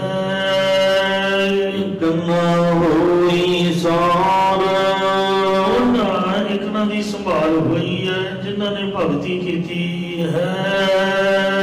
ਰਸ ਕਰ ਸਣੇ ਦਮਾਮਿਆ, ਉਹਨਾਂ ਨੇ ਅਗਿਆਨ ਰੂਪ ਫੌਜ ਦੇ ਸਮੇਤ ਬੋਲ ਚਾਲ ਰੂਪ ਧੌਂਸੇ, ਛੁੱਟੇ ਬੰਕ ਦਵਾਰ, ਅਤੇ ਸੁੰਦਰ ਇੰਦਰੀਆਂ ਰੂਪ ਦੁਆਰਿਆਂ ਦੇ ਵਿਸ਼ੇ ਵੀ ਉਹਨਾਂ ਦੇ ਛੁੱਟ ਗਏ ਹਨ। ਨਾਨਕ ਤੇਰੀ ਛਾਰ ਕੀ, ਸਤਿਗੁਰੂ ਨਾਨਕ ਦੇਵ ਮਹਾਰਾਜ ਸਾਹਿਬ ਜੀ ਫਰਮਾਉਂਦੇ ਨੇ ਕਿ ਜੋ ਦੇ ਸੁਆਦੀ ਢੇਰੀ ਹੈ, ਵੀ ਫਿਰ ਹੋਈ ਝਾਰ, ਜਿਨ੍ਹਾਂ ਨੇ ਨਿਸ਼ਚਾ ਕੀਤਾ ਹੈ ਕਿ ਇਹ ਮੁੜ ਫਿਰ ਸੁਆਦੀ ਢੇਰੀ ਹੋ ਜਾਣੀ ਹੈ, ਉਹਨਾਂ ਨੇ ਇਸ ਦੇਹ ਦਾ ਮੋਹ ਛੱਡ ਦਿੱਤਾ ਹੈ। ਮਹੱਲਾ ਪਹਿਲਾ, ਸਤਿਗੁਰੂ ਨਾਨਕ ਦੇਵ ਸਾਹਿਬ ਜੀ ਮਹਾਰਾਜ ਫਰਮਾਨ ਕਰਦੇ ਹਨ। ਨਾਨਕ ਤੇਰੀ ਟਹਿ ਪਈ, ਸਤਿਗੁਰੂ ਨਾਨਕ ਦੇਵ ਜੀ ਕਥਨ ਕਰਦੇ ਕਿ ਸਰੀਰ ਰੂਪ ਢੇਰੀ ਡਿੱਗ ਪਈ ਹੈ। ਮਿੱਟੀ ਸੰਦਾ ਕੋਟਾ, ਜੋ ਪੰਜਾਂ ਤੱਤਾਂ ਦੀ ਮਿੱਟੀ ਦਾ ਕਿਲਾ ਬਣਾਇਆ ਹੋਇਆ ਸੀਗਾ। ਭੀਤਰ ਚੋਰ ਬਹਾਲਿਆ, ਜਿਨ੍ਹਾਂ ਨੇ ਸਦੇਰ ਵਿੱਚ ਕਾਮ ਕ੍ਰੋਧ ਆਦਿਕ ਵਿਕਾਰਾਂ ਰੂਪੀ ਚੋਰ ਬਿਠਾ ਲਿਆ ਹੋਇਆ, ਜਾਂ ਮਨ ਰੂਪੀ ਚੋਰ ਵਿਕਾਰਾਂ ਦੀ ਚੋਰੀ ਕਰਨ ਲਈ ਬਿਠਾਇਆ ਹੈ। ਖੋਟ ਵੇਜੀਆਂ ਖੋਟਾ, ਖੋਟੇ ਕਾਮ ਆਦਿਕ ਵਿਕਾਰਾਂ ਕਰਕੇ ਉਹਨਾਂ ਜੀਵਾਂ ਦੇ ਹਿਰਦੇ ਵਿੱਚ ਖੋਟ ਤਾਈ ਹੋਈ ਹੈ, ਜਾਂ ਉਹ ਖੋਟੇ ਪੁਰਖ ਦਵੈਤ ਕਰਕੇ ਹੋਰਨਾਂ ਨਾਲ ਵੀ ਖੋਟ ਤਾਈ ਹੋਈ ਕਰਦੇ ਰਹਿੰਦੇ ਹਨ। हे ਭਾਈ, ਉਹਨਾਂ ਪੁਰਖਾਂ ਦੇ ਮਨ ਵਿੱਚ ਖੁਟਿਆਈ ਹੋਈ ਹੈ ਤੇ ਬਾਹਰੋਂ ਨਹੀਂ ਹੋਰਨਾਂ ਨਾਲ ਖੁਟਿਆਈ ਹੋਈ ਕਰਦੇ ਰਹਿੰਦੇ ਨੇ। ਵੇ हे ਭਾਈ, ਜਿਹੜੇ ਪੁਰਖ ਹੋਰਨਾਂ ਜੀਵਾਂ ਨਾਲ ਖੁਟਿਆਈ ਕਰਦੇ ਨੇ, ਉਹਨਾਂ ਦੀ ਪਰਲੋਕ ਵਿੱਚ ਖੋਟੇ ਹੋਣ ਕਰਕੇ ਨਰਾਦਰੀ ਹੀ ਹੁੰਦੀ ਹੈ। ਪੌੜੀ ਉੱਥੇ ਪਾਤਸ਼ਾਹ ਸਤਿਗੁਰੂ ਰਾਮਦਾਸ ਸਾਹਿਬ ਜੀ ਵਿਚਾਰ ਰਹੇ ਹਨ। ਜਿਨ ਅੰਦਰ ਨਿੰਦਾ ਦੁਸ਼ਟ ਹੈ, ਇਹਨਾਂ ਦੇ ਹਿਰਦੇ ਅੰਦਰ ਨਿੰਦਾ ਫਕੀਰਤੀ ਕਰਨ ਵਾਲਾ ਭੈੜਾ ਸੁਭਾਵ ਹੈ। ਨੱਕ ਵੱਡੇ ਨੱਕ ਵਡਾਇਆ, ਉਹਨਾਂ ਦੇ ਇਸ ਲੋਕ ਵਿੱਚ ਵੀ ਆਪ ਜਾਂ ਸੋਨ ਰੂਪ ਨੱਕ ਵੱਡੇ ਕੱਟੇ ਗਏ ਨੇ, ਅਤੇ ਉਹਨਾਂ ਨੇ ਪਰਲੋਕ ਵਿੱਚ ਵੀ ਆਪ ਜਾਂ ਸੋਨ ਰੂਪ ਨੱਕ ਵਡਾਇਆ ਹੈ। ਮਹਾ ਕਰੂਪਾ ਦੁਖੀਏ ਸਦਾ, ਉਹ ਬੜੇ ਭੈੜੇ ਰੂਪ ਵਾਲੇ ਨੇ, ਭਾਵ ਦਿਲ ਦੀ ਸਫਾਈ ਰੂਪ ਤੋਂ ਰਹਿਤ ਹਨ, ਤੇ ਸਦਾ ਹਮੇਸ਼ਾ ਕਿਸੇ ਨੂੰ ਸੁਖੀ ਦੇਖ ਕੇ ਈਰਖਾ ਦੇ ਨਾਲ ਦੁਖੀ ਹੋਈ ਹੁੰਦੇ ਰਹਿੰਦੇ ਨੇ। ਕਾਲੇ ਮੋਹ ਮਾਇਆ, ਅਤੇ ਉਹਨਾਂ ਦੇ ਮਾਇਆ ਦੇ ਮੋਹ ਵਿੱਚ ਲੱਗਣੇ ਕਰਕੇ ਵਿਸ਼ਿਆਂ ਨੂੰ ਕਾਰਜ ਦੇ ਨਾਲ ਮੂੰਹ ਕਾਲੇ ਹੋਏ ਪਏ ਹਨ। ਦੁਨੀਆ ਆਪ ਦੇ ਦੁੱਖ ਤੋਂ ਘੱਟ ਦੁਖੀ ਹੈ। ਗੁਆਂਢੀਆਂ ਦੇ ਸੁੱਖ ਤੋਂ ਸਾਨੂੰ ਜ਼ਿਆਦਾ ਦੁੱਖ ਲੱਗਦਾ। ਕਿਸੇ ਦੀ ਤਰੱਕੀ ਚੜ੍ਹਦੀ ਕਲਾ ਵੇਖ ਕੇ ਮਨ ਦੁਖੀ ਹੁੰਦਾ ਹੈ। ਇਉਂ ਹਮੇਸ਼ਾ ਦੁਨੀਆ ਈਰਖਾ ਨਾਲ ਦੁਖੀ ਹੁੰਦੀ ਹੈ, ਤੇ ਉਹ ਜਿਹੜੇ ਮਨਮੁਖ ਲੋਕ ਨੇ ਈਰਖਾ ਨੂੰ ਮਾਇਆ ਦੇ ਮੋਹ 'ਚ ਲੱਗਣ ਕਰਕੇ ਵਿਸ਼ਿਆਂ ਨੂੰ ਕਾਲਕ ਦੇ ਨਾਲ ਕਾਲੇ ਮੂੰਹਾਂ ਵਾਲੇ ਬਣੇ ਪਏ ਹਨ। ਭਲ ਕੇ ਉਠਨੇ ਤਾਂ ਪਰ ਦਰਬ ਹੈ, ਨਿਤਾ ਪ੍ਰਤੀ ਸਵੇਰੇ ਉੱਠ ਕੇ ਪਰਾਏ ਧਨ ਨੂੰ ਚਰਾਉਂਦੇ ਹਨ। ਹਰ ਨਾਮ ਚਰਾਇਆ, ਅਤੇ ਹਰੀ ਪਰਮੇਸ਼ਰ ਦੇ ਨਾਮ ਜਪਣ ਵੱਲੋਂ ਮਨ ਨੂੰ ਚੁਰਾ ਕੇ ਰੱਖਦੇ ਨੇ। ਪਰ ਪ੍ਰਭੂ ਦੀ ਭਜਨ ਬੰਦਗੀ ਉਹ ਪੁਰਸ਼ ਨਹੀਂ ਕਰਦੇ। ਔਰ ਜੀਓ ਤਨ ਕੀ ਸੰਗਤ ਮਤ ਕਰੋ, ਇਹ ਪਰਮੇਸ਼ਰ ਜੀ ਦੇ ਪਿਆਰੇ ਸੰਤ ਜਨੋ, ਤਿੰਨਾਂ ਪੁਰਖਾਂ ਦੀ ਸੰਗਤ ਮਤਾ ਕਰੋ ਭਾਈ। ਇਹ ਵਾਹਿਗੁਰੂ ਜੀ, ਜੇ ਤੂੰ ਤੁਠਾ ਕਿਰਪਾ ਨਿਧਾਨ, ਨਾ ਦੂਜਾ ਵੇਖਾਲ। ਇਹ ਬਾਈ ਮੁੰਦਾ ਤੜੀ ਨਿਤ ਹਿਰਦੇ ਰੱਖਾਂ ਸਮਾਇਆ। ਤੇਰੇ ਚਰਨਾਂ ਸਾਡੀ ਅਰਦਾਸ ਹੈ ਕਿ ਜੇ ਤੂੰ ਸਾਡੇ ਤੇ ਤੁਠਾ ਹੈ, ਪ੍ਰਸੰਨ ਹੋਇਆ ਹੈ, ਤਾਂ ਆਪ ਤੋਂ ਬਗੈਰ ਕੋਈ ਟੁੱਟਾ ਹੋਇਆ ਬੰਦਾ ਦਵੈਤ ਭਾਵ ਵਾਲਾ ਸਾਡੇ ਮੱਥੇ ਨਾ ਲਾ, ਸਾਨੂੰ ਨਾ ਦਿਖਾਰ। ਅਸੀਂ ਹਮੇਸ਼ਾ ਹੀ ਕੁਸੰਗਤ ਤੋਂ ਬਚ ਕੇ ਤੇਰੀ ਪਿਆਰੀਆਂ ਦੀ ਸੰਗਤ ਦੇ ਵਿੱਚ, ਤੇਰੀ ਸਾਧ ਸੰਗਤ ਦੇ ਵਿੱਚ ਬੈਠੇ ਰਹੀਏ। ਕਬੀਰ ਸੰਗਤ ਕਰੀਏ ਸਾਧਕੀ, ਅੰਤ ਕਰੈ ਨਿਰਬਾਹੋ, ਸਾਖਤ ਸੰਗ ਨ ਕੀਜੀਐ, ਜਾਤੇ ਹੋਏ ਬਨਾਓ। ਰਖ ਲੈ ਹਰ ਰਾਇਆ, ਇਉਂ ਬੇਨਤੀ ਕਰੀਏ ਕਿ हे ਰਾਜਾ ਰੂਪ ਪਰਮੇਸ਼ਰ, ਇਹੋ ਜਿਹੇ ਕੁਸੰਗੀਆਂ ਦੀ ਸੰਗਤ ਵੱਲੋਂ ਸਾਨੂੰ ਰੱਖ ਲਵੋ ਜੀ। ਆਪ ਦੇ ਪਿਆਰਿਆਂ ਦੀ ਸੰਗਤ ਵਿੱਚ ਮੇਲ ਕੇ ਰੱਖੋ। ਨਾਨਕ ਪੈ ਕਿਰਤ ਕਮਾਵੰਦੇ, ਸਤਿਗੁਰੂ ਨਾਨਕ ਦੇਵ ਮਹਾਰਾਜ ਸਾਹਿਬ ਜੀ ਦੇ ਚੌਥੇ ਸਰੂਪ ਗੁਰੂ ਰਾਮਦਾਸ ਸਾਹਿਬ ਜੀ ਕਥਨ ਕਰਦੇ ਨੇ ਕਿ ਮਨਮੁਖ ਪੁਰਖ ਦੇ ਕੀਤੇ ਹੋਏ ਪੂਰਬਲੇ ਮੰਦ ਕਰਮਾਂ ਦੀ ਲਿਖਤ ਅਨੁਸਾਰ ਉਹ ਮੰਦ ਕਰਮ ਹੀ ਕਮਾਉਂਦੇ ਹਨ। ਮਨ ਮੁਖ ਦੁਖ ਪਾਇਆ, ਇਸ ਕਰਕੇ ਮਨਮੁਖ ਪੁਰਖਾਂ ਨੇ ਪ੍ਰਤੱਖ ਦੁੱਖ ਜਾਂ ਜੰਮਣ ਮਰਨ ਦੇ ਦੁੱਖ ਨੂੰ ਪਾਇਆ ਹੈ। ਸ਼ਲੋਕ ਮਹਲਾ ਚੌਥਾ। ਆ ਹੁਣ ਪਹਿਲਾ ਸ਼ਲੋਕ ਚੌਥੇ ਪਾਤਸ਼ਾਹ ਸ੍ਰੀ ਗੁਰੂ ਰਾਮਦਾਸ ਮਹਾਰਾਜ ਸਾਹਿਬ ਜੀ ਦਾ ਆਇਆ ਹੈ। ਸਾਰਨ ਦੀ ਵਾਰ ਦਾ 18ਵਾਂ ਸ਼ਲੋਕ ਹੈ। ਇਸ ਤੋਂ ਪਹਿਲੇ ਸ਼ਲੋਕ ਮਹਲਾ ਪਹਿਲਾ, ਸ਼ਲੋਕ ਮਹਲਾ ਦੂਜਾ, ਮਹਲਾ ਪਹਿਲਾ, ਮਹਲਾ ਦੂਜਾ ਆਦਿ ਹੀ ਸਤਿਗੁਰਾਂ ਦੇ ਸਿਰਲੇਖ ਆਉਂਦੇ ਰਹੇ ਨੇ। ਪੌੜੀਆਂ ਤਾਂ ਚੌਥੇ ਪਾਤਸ਼ਾਹ ਦੀਆਂ ਹੈ ਨਹੀਂ। ਆ ਹੁਣ ਸ਼ਲੋਕ ਵੀ ਚੌਥੇ ਪਾਤਸ਼ਾਹ ਸ੍ਰੀ ਗੁਰੂ ਰਾਮਦਾਸ ਸਾਹਿਬ ਸੋਢੀ ਸੁਲਤਾਨ ਜੀ ਉਚਾਰਨ ਕਰ ਰਹੇ ਹਨ। ਸਭ ਕੋਈ ਹੈ ਖਸਮ ਕਾ, ਸਭ ਕੋਈ ਮਾਲਕ ਪਰਮੇਸ਼ਰ ਦਾ ਬਣਾਇਆ ਹੋਇਆ ਹੈ। ਖਸਮ ਸਭ ਕੋ ਹੋਏ, ਕਿਉਂਕਿ ਇਹ ਸਭ ਕੋਈ ਮਾਲਕ ਦੇ ਹੁਕਮ ਤੋਂ ਹੀ ਪ੍ਰਾਰਬਧ ਅਨੁਸਾਰ ਪੈਦਾ ਹੁੰਦਾ ਹੈ। ਜਾਂ ਸਭਨਾਂ ਦੇ ਤਾਈ ਪਰਮੇਸ਼ਰ ਵੱਲੋਂ ਚੰਗੇ ਮੰਦੇ ਕਰਮਾਂ ਦਾ ਫਲ ਪ੍ਰਾਪਤ ਹੁੰਦਾ ਹੈ। ਹੁਕਮ ਪਛਾਣੈ ਖਸਮ ਕਾ, ਜਦ ਕੋਈ ਮਾਲਕ ਪਰਮੇਸ਼ਰ ਦਾ ਹੁਕਮ ਮੰਨਣਾ ਪਹਿਚਾਨਦਾ ਹੈ। ਸੱਚ ਪਾਵੈ ਕੋਈ, ਤਾਂ ਹੀ ਕੋਈ ਸੱਚ ਸਰੂਪ ਨੂੰ ਪਾਉਣਾ ਕਰਦਾ ਹੈ। ਗੁਰਮੁਖ ਆਪ ਪਛਾਣੀਐ, ਗੁਰਮੁਖਾਂ ਦੀ ਸੰਗਤ ਕਰਕੇ ਜਾਂ ਮੁਖੀ ਗੁਰਾਂ ਦੇ ਉਪਦੇਸ਼ ਦੁਆਰਾ ਆਪਣੇ ਆਤਮਿਕ ਸਰੂਪ ਦੀ ਪਹਿਚਾਣ ਕਰੀਏ। ਗੁਰਾਂ ਨਬੀ ਸਕੋਏ, ਫਿਰ ਕੋਈ ਵੀ ਭੈੜਾ ਨਹੀਂ ਦਿਸੇਗਾ। ਨਾਨਕ ਗੁਰਮੁਖ ਨਾਮ ਧਿਆਈਐ, ਸਤਿਗੁਰੂ ਰਾਮਦਾਸ ਸਾਹਿਬ ਜੀ ਕਥਨ ਕਰਦੇ ਨੇ ਕਿ ਗੁਰਮੁਖ ਬਣ ਕੇ ਪਰਮੇਸ਼ਰ ਦੇ ਨਾਮ ਨੂੰ ਧਿਆਈਏ। ਸਹਿਲਾ ਆਇਆ ਸੋਏ, ਜੋ ਨਾਮ ਨੂੰ ਧਿਆਉਂਦਾ ਹੈ ਉਹ ਪੁਰਖ ਸਹਿਤ ਲਾਭ ਦੇ ਸੰਸਾਰ ਵਿੱਚ ਆਇਆ ਹੋਇਆ ਹੈ। ਜਿਉਂਦਾ ਸੰਸਾਰ ਵਿੱਚ ਆਉਣਾ ਸਹਿਲਾ ਸਫਲਾ ਹੈ। ਮਹਲਾ ਚੌਥਾ। ਪਾਤਸ਼ਾਹ ਸਤਿਗੁਰੂ ਰਾਮਦਾਸ ਸਾਹਿਬ ਜੀ ਮਹਾਰਾਜ ਫਰਮਾਉਂਦੇ ਨੇ, ਸਪਨਾ ਦਾਤਾ ਆਪ ਹੈ, ਸਾਰਿਆਂ ਦਾ ਦਾਤਾ ਇੱਕ ਪਰਮੇਸ਼ਰ ਖੁਦ ਬਖੁਦ ਆਪ ਹੀ ਹੈ।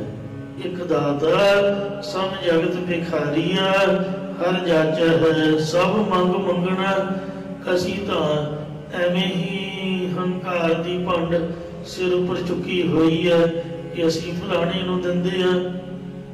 ਮਾਂ ਪਿਓ ਨੂੰ ਹੰਕਾਰ ਹੈ ਵੀ ਅਸੀਂ ਬੱਚੇ ਪਾਲਦੇ ਆ ਤੇ ਆਪਦੀ ਘਰਵਾਲੀ ਦਾ ਖਿਆਲ ਰੱਖਦੇ ਆ। ਜਿਹੜੇ ਬੱਚੇ ਨੇ ਉਹਨਾਂ ਨੂੰ ਹੰਕਾਰ ਹੈ ਕਿ ਅਸੀਂ ਬਜ਼ੁਰਗਾਂ ਦੀ ਰੱਖਿਆ ਕਰਦੇ ਆ, ਬਜ਼ੁਰਗਾਂ ਦਾ ਖਿਆਲ ਰੱਖਦੇ ਆ। ਇਹ ਵਾਧੂ ਦਾ ਹੰਕਾਰ ਹੈ। ਅਸਲ ਦੇ ਵਿੱਚ ਜੋ ਵੀ ਜੀਵ ਸੰਸਾਰ ਵਿੱਚ ਆਇਆ ਹੈ ਆਪ ਆਪਣੇ ਕਰਮਾਂ ਦਾ ਖਾ ਰਿਹਾ ਹੈ। ਇਹ ਸਾਡੇ ਹੱਥੋਂ ਮਹਾਰਾਜ ਦਿਵਾਰਿਆ ਹੈ ਤੇ ਪਰਮੇਸ਼ਰ ਦਾ ਧੰਨਵਾਦ ਕਰਨਾ ਚਾਹੀਦਾ ਕਿ ਉਹਨੇ ਸਾਨੂੰ ਮਾਣ ਦਿੱਤਾ ਹੈ, ਸਾਨੂੰ ਵਡਿਆਈ ਦਿੱਤੀ ਹੈ। ਦੇਣ ਵਾਲਾ ਰੱਬ ਹੈ ਪਰ ਉਹ ਦੇ ਸਾਡੇ ਹੱਥੀਂ ਲਿਆ ਹੈ। ਅਸੀਂ ਕੌਣ ਹਾਂ ਦੇਣ ਵਾਲੇ? ਅਸੀਂ ਤਾਂ ਆਪ ਮੰਗਣ ਵਾਲੇ ਹਾਂ। ਦਾਤਾ ਦਾਤਾ ਇੱਕ ਹੈ, ਸਭ ਕੋ ਦੇਵਨਹਾਰ, ਦਿੰਦੇ ਤੋੜ ਨਾ ਆਵੇ, ਅਗਣਤ ਭਰੇ ਭੰਡਾਰ। ਤੇ ਕਿਸੇ ਨਾਲ ਐਵੇਂ ਫਜ਼ੂਲ ਦਾ ਮੋਹ ਵੀ ਨਹੀਂ ਪਾਉਣਾ ਚਾਹੀਦਾ ਕਿ ਫਲਾਣਾ ਮੈਨੂੰ ਦੇ ਰਿਹਾ ਹੈ। ਦੇਣ ਦਵਾਉਣ ਵਾਲਾ ਤਾਂ ਵਾਹਿਗੁਰੂ ਹੈ, ਉਹ ਪ੍ਰੇਰ ਕੇ ਜਿਹਦੇ ਕੋਲੋਂ ਮਰਜ਼ੀ ਦਵਾ ਸਕਦਾ ਹੈ। ਇਉਂ ਧਿਆਨ ਚੁੰਬਕੀ ਸੂਈ ਦੀ ਤਰ੍ਹਾਂ ਪ੍ਰਭੂ ਪਰਮਾਤਮਾ ਦੇ ਚਰਨਾਂ ਵਿੱਚ ਹੀ ਰੱਖਣਾ ਚਾਹੀਦਾ ਹੈ। ਆਪੇ ਮਿਲਣ ਹਾਰ, ਆਪ ਹੀ ਸਾਰਿਆਂ ਨੂੰ ਦਾਤਾ ਦੇਣ ਵਾਲਾ ਦਾਤਾ ਅਤੇ ਆਪ ਹੀ ਗੁਰਾਂ ਦੁਆਰਾ ਆਪਣੇ ਸਰੂਪ ਨਾਲ ਮਿਲਣ ਵਾਲਾ ਹੈ। ਨਾਨਕ ਸ਼ਬਦ ਮਿਲੇ ਨਾ ਵਿਛੜ ਹੈ, ਮੰਨਦੇ ਨਾ ਬੰਦਾ मिलिया विछड़ सकता है। पति पत्नी भी कई बार विछड़ जाते हैं, तो ਜਿਹੜਾ ਸ਼ਬਦ ਨਾਲ ਮਿਲਦਾ ਹੈ, ਗੁਟਕੇ ਸਾਹਿਬ ਨਾਲ ਮਿਲਦਾ ਹੈ, ਗੁਟਕਾ ਸਾਹਿਬ ਹਮੇਸ਼ਾ ਤੁਹਾਡੇ ਕੋਲ ਰਹੂਗਾ, ਖਜ਼ਾਨੇ 'ਚ ਰੱਖੋ, ਜਦੋਂ ਮਰਜ਼ੀ ਪ੍ਰਕਾਸ਼ ਕਰੋ ਤੇ ਪੜੋ।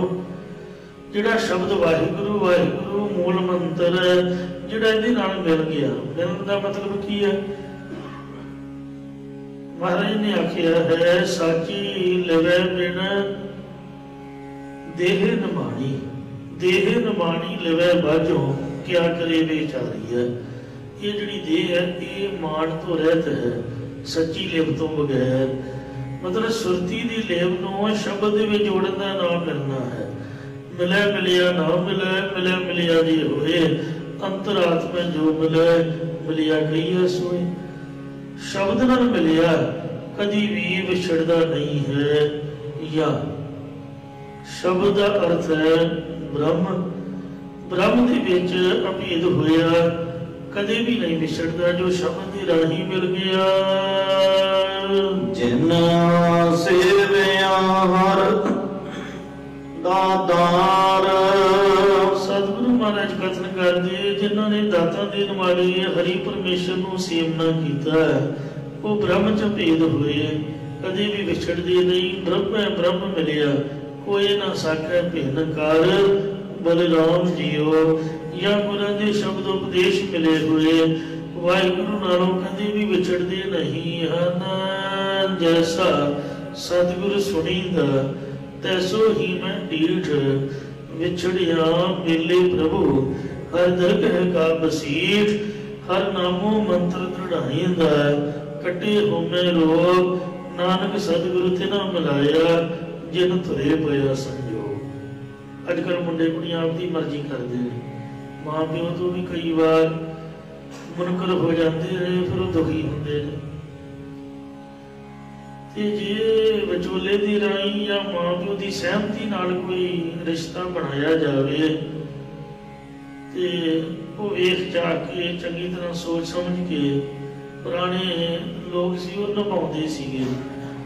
ते अजकल तो खेड जी बन गई है, क्यों जिन्हों सतगुरु विचोले ने विच पै के मर्यादा दी नाल बिना अमृत छकाया, फिर आख्या पुत चल बाल्टी फड़, दाल फुलका वरदा, भांडे मांज, इट्टां टो, सेवा कराई, चंगी तरह हड्ड भन के उन्होंने पता लग गया कि रब किवें पाईदा। एवें भंग दे पहाड़ी नहीं मिलिया है, दाने वेच के कुल्फियां गोले नहीं खाधे, कमाई करके जिन्हां ने पाया, फिर उन्होंने पता होंदा है, फिर वो बिरती टुटदी नहीं, महाराज की कृपा हो जाती। सो जिन्हों ने सेवा सिमरन किया है, गुरु साहब की कृपा बख्शिश हुई है। बाबा दीप सिंह साहब, भाई मनी सिंह वर्गे, वो गुरु घर छड्ड के कित्थे जाणगे? वो तो गुरु घर के मालक ने शहीद सिंह हैं, इन्होंने कुर्बानी करके महाराज को पाया है।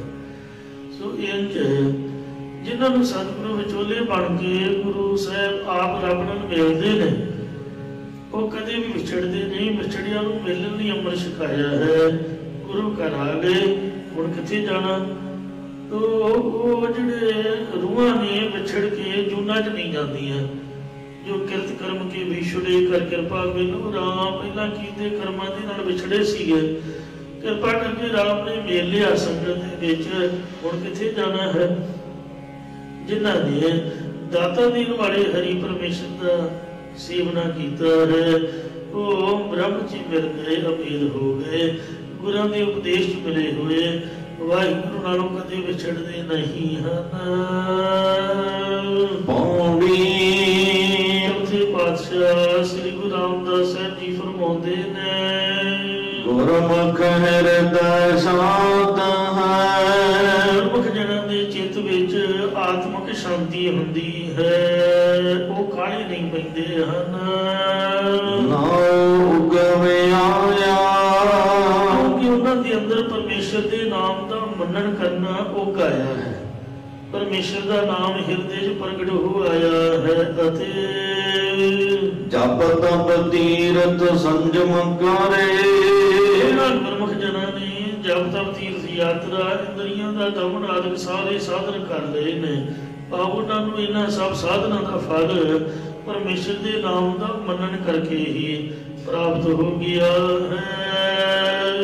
ਮੇਰੇ ਪ੍ਰਭ ਪਾਇਆ, ਕਿਉਂਕਿ ਮੇਰੇ ਪਰਮੇਸ਼ਰ ਨੂੰ ਨਾਮ ਦਾ ਮੰਨਣ ਕਰਨ ਵਾਲੇ ਹੀ ਪਾਉਂਦੇ ਹਨ।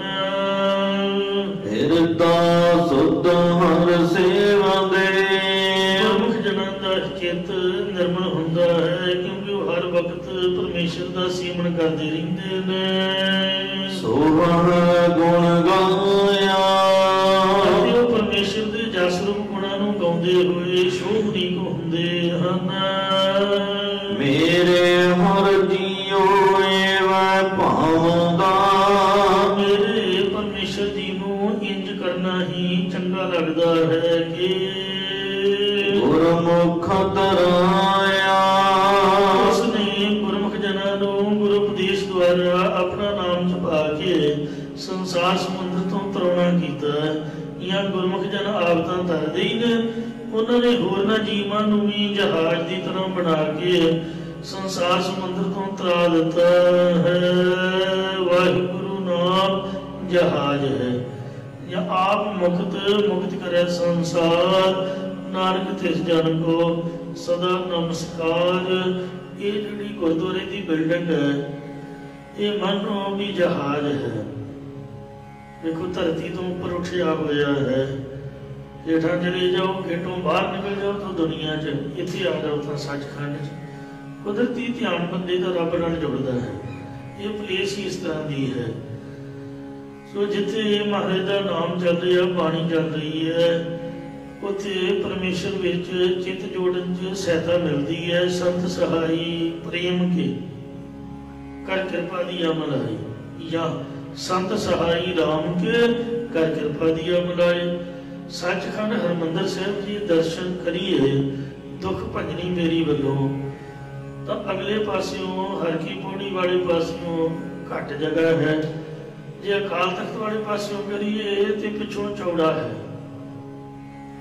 ਜਿਸ ਤਰ੍ਹਾਂ ਸ਼ਿਪ ਹੁੰਦਾ ਹੈ, ਅਗਲੇ ਪਾਸਿਓਂ ਤਿੱਖਾ ਹੁੰਦਾ, ਇੰਜ ਮਹਾਰਾਜ ਨੇ ਉਹ ਬਿਲਡਿੰਗ ਹੀ ਜਹਾਜ਼ਨੁਮਾ ਬਣਾਈ ਹੋਈ ਹੈ।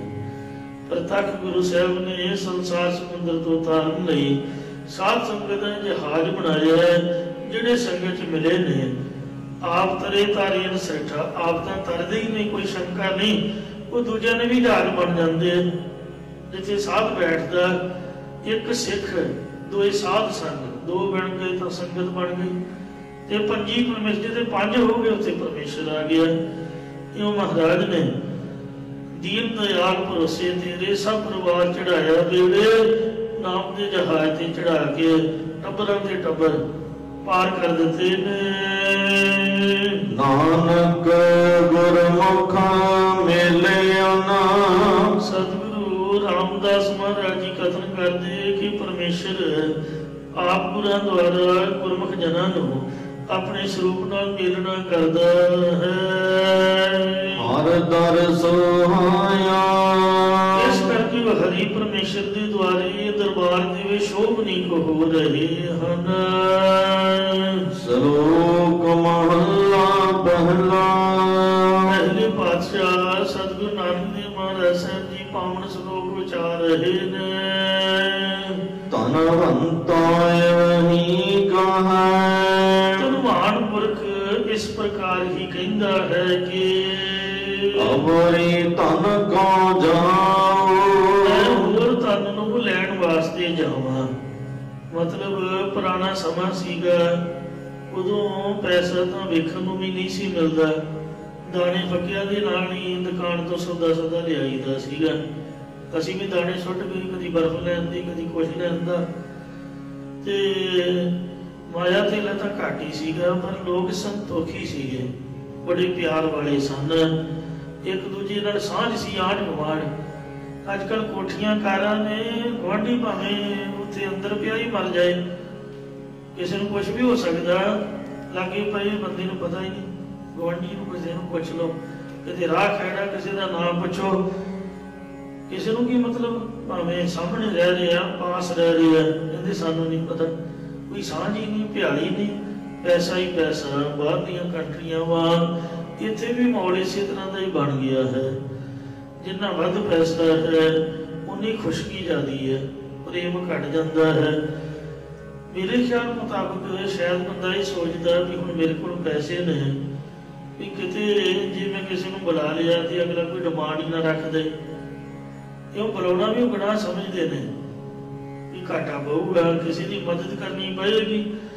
ਇਹ ਜਿਹੜਾ ਮਾਇਆਧਾਰੀ ਹੈ ਉਹਦਾ ਕਿਸੇ ਨੂੰ ਬੁਲਾਉਣ ਦਾ ਜਵਾਬ ਹੀ ਨਹੀਂ ਦਿੰਦਾ, ਆਪਦੇ ਮਾਣ ਚ ਮਸਤ ਹੈ। ਪਾਸ਼ਾ ਨੇ ਵਚਨ ਕੀਤਾ ਕਿ ਮਾਇਆਧਾਰੀ ਤੰਨਾ ਬੋਲਾ ਸ਼ਬਦ ਨਾ ਸੁਣਈ ਬਹੁ ਰੋੜ ਕਚੋਦਾ। ਤ੍ਰਿਸ਼ਨਾ ਵੱਧ ਗਈ ਹੈ, ਮਾਇਆ ਦੀ ਹੋੜ ਇੰਨੀ ਕਿਸੇ ਨੂੰ ਮਿਲਣ ਦਾ ਸਮਾਂ ਹੀ ਨਹੀਂ ਹੈ। ਇਸ ਲਈ ਪਾਤਸ਼ਾਹ ਜੀ ਕਥਨ ਕਰਦੇ ਕਿ ਧਨਵਾਨ ਪੁਰਖ ਉਹ ਹੋਰ ਦੀ ਹੋਰ ਮਾਇਆ ਤੇਲਾ ਤ੍ਰਿਸ਼ਨਾ ਵਿੱਚ ਲੱਗਾ ਹੋਇਆ, ਚਾਹੁੰਦਾ ਹੈ ਕਿ ਮੈਨੂੰ ਹੋਰ ਹੋਰ ਮਿਲਦਾ ਜਾਵੇ। ਅਵਰੀ ਧਨ ਕੋ ਜਾਉ, ਹੋਰ ਧਨ ਨੂੰ ਲੈਣ ਵਾਸਤੇ ਮੈਂ ਜਾਵਾਂ, ਉਹਦੇ ਮਨ ਦੀ ਇਹੀ ਮਨਸਾ ਰਹਿੰਦੀ ਹੈ। ਨਾਨਕ ਨਿਰਧਨ ਤਿਤ ਦੇਨਾ, ਸਤਿਗੁਰੂ ਕਥਨ ਕਰਦੇ ਨੇ ਕਿ ਜੀਵ ਉਸੇ ਦਿਨ ਹੀ ਕੰਗਾਲ ਹੋ ਜਾਂਦਾ ਹੈ। ਚੇਤਾ ਦਿਨ ਵਿਸਰਾ ਨਾਉ, ਉਚਾਰਨ ਕਰੋ ਜੀ ਸਤਨਾਮ ਸ੍ਰੀ ਵਾਹਿਗੁਰੂ। ਜਿਸ ਦਿਨ ਜੀਵ ਨੂੰ ਪਰਮੇਸ਼ਰ ਦਾ ਨਾਮ ਭੁੱਲ ਜਾਂਦਾ ਹੈ। ਅਸਲ 'ਚ ਨਾਮ ਤਾਂ ਨਹੀਂ ਅਸਲੀ ਹੈ, ਜਿੰਨੇ ਪਰਲੋਕ ਦੇ ਵਿੱਚ ਸਾਡਾ ਸਾਥ ਨਿਭਾਉਣਾ ਹੈ। ਦੁਨਿਆਵੀ ਧਨ ਜਿਹਦੀ ਹੋੜ ਲੱਗੀ ਹੋਈ ਇਕੱਠਾ ਕਰਨ ਦੀ, ਇਹ ਕਿਸੇ ਵੀ ਮਤਲਬ ਦਾ ਕਿਸੇ ਅਰਥ ਦਾ ਨਹੀਂ ਰਹਿੰਦਾ। ਜਦ ਸਰੀਰ ਬਿਮਾਰ ਹੋ ਜਾਏ ਬੰਦੇ ਨੂੰ ਕੁਛ ਚੰਗਾ ਹੀ ਨਹੀਂ ਲੱਗਦਾ, ਰੋਟੀ ਦੀ ਬੁਰਕੀ ਮੂੰਹ 'ਚ ਪਾਉਣ ਨੂੰ ਜੀ ਨਹੀਂ ਕਰਦਾ, ਹੋਰ ਤਾਂ ਕੀ ਕਹਿਣਾ। ਕੱਪੜਾ ਕੀ ਪਾਊਗਾ ਜੇ ਸਰੀਰ ਹੀ ਤੰਦਰੁਸਤ ਨਹੀਂ ਹੈ। ਤਾਂ ਅਸਲੀ ਧਨ ਤਾਂ ਤੰਦਰੁਸਤੀ ਹੈ।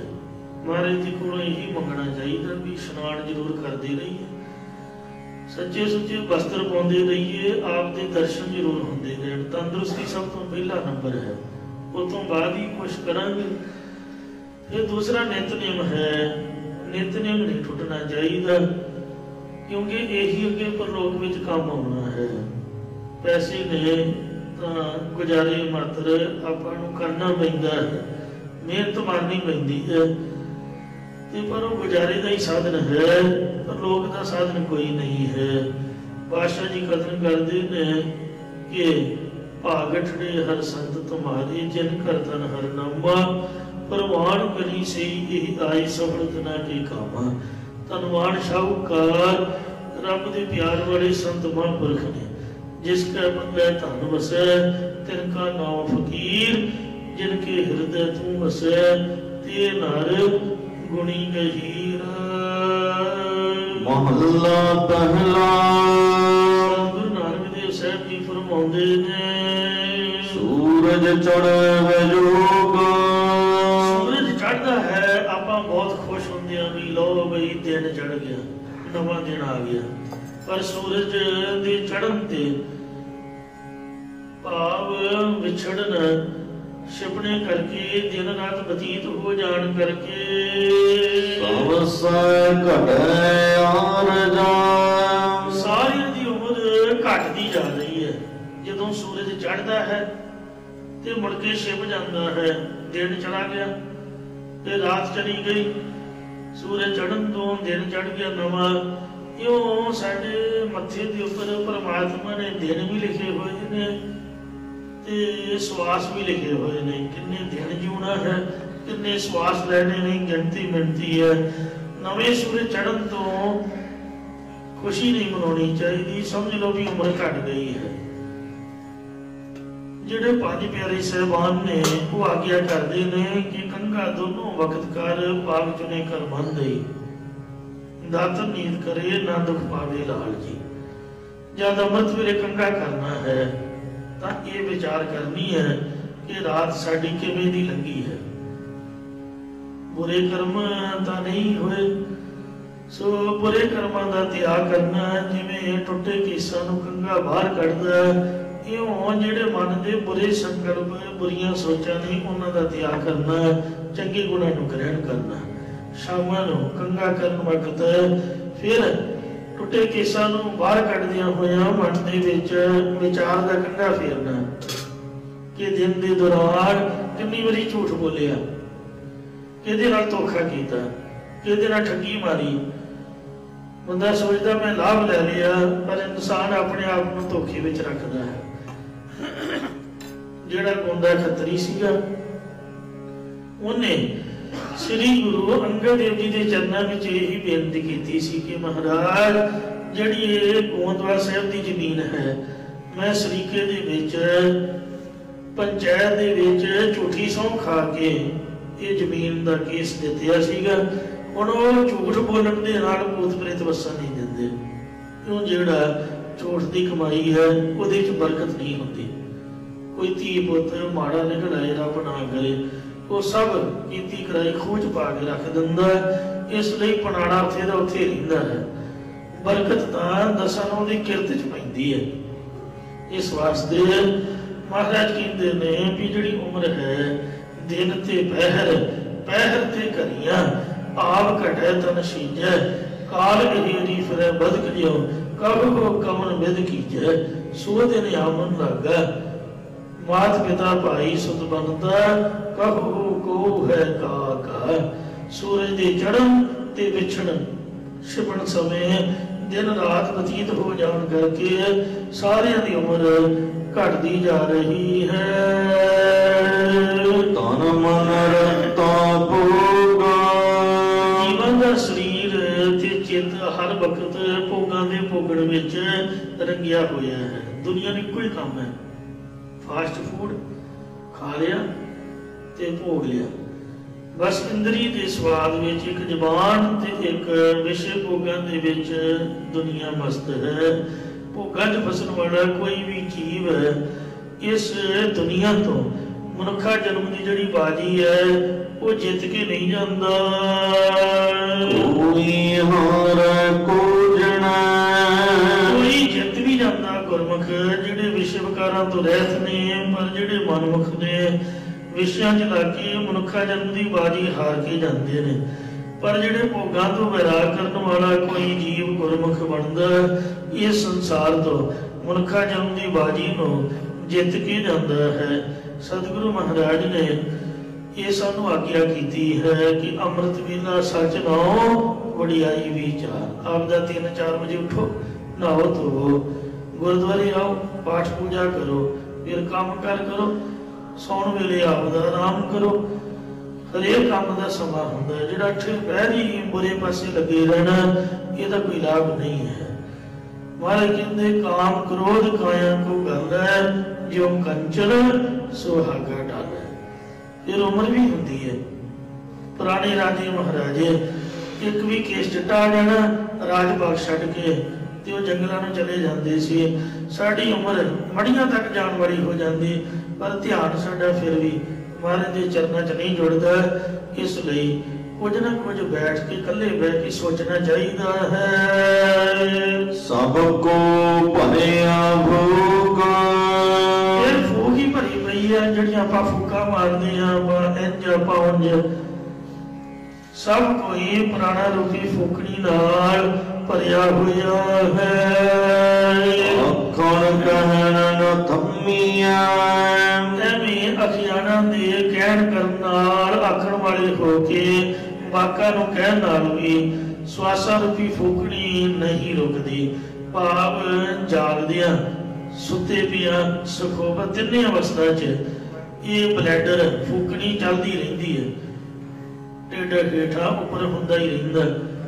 कहंदे ने बैठत 12 बैठिया हुए 12 साह चलते हैं, चलत 18 चलदे हुए 18 चलते हैं ते सोवत चल रहा 30। सुते पिया चंगियां फूकां वजदियां, कई तो लागे बन्ने भी सौण नहीं दिंदे। तो इस वास्ते 30 श्वास चलते हैं ते मैथन करते 64 चलते।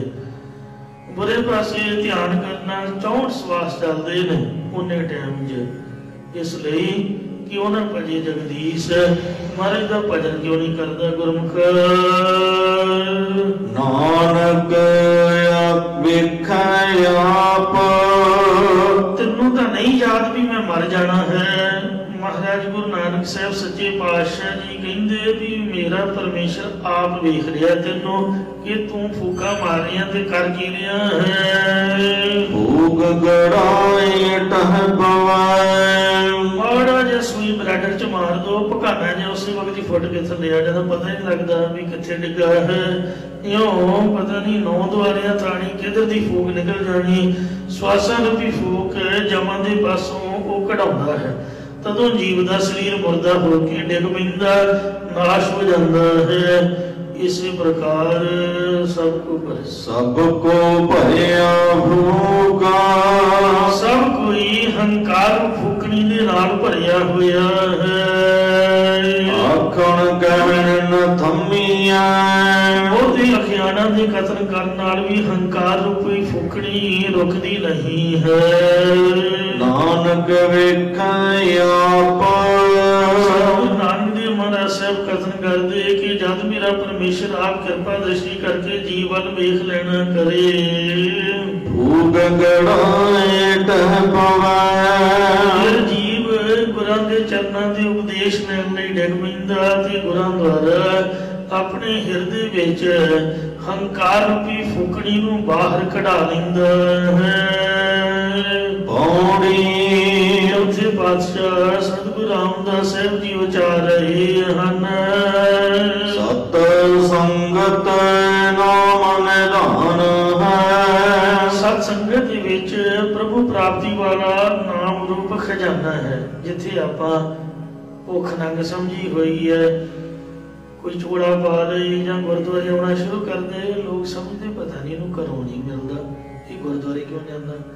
मतलब पूजा पाठ रब की जो नाम वाली बिरती है वो नहीं ध्यान, ते दुनिया के भाने भी खा नहीं जाते या कुछ लैन जाते ने। तो असल दे विच लोगों ने काम नूं असली चीज समझिया होया भी आपदा काम करो कमाई करो। इत्थे तां वेला है सब कुछ, पर इंज कुछ नहीं है। सब तो जरूरी काम तां महाराज कहंदे ने अवरकार तेरे किते ना काम मिल साध संगत भाज केवल नाम। असली खजाना तां इत्थे है।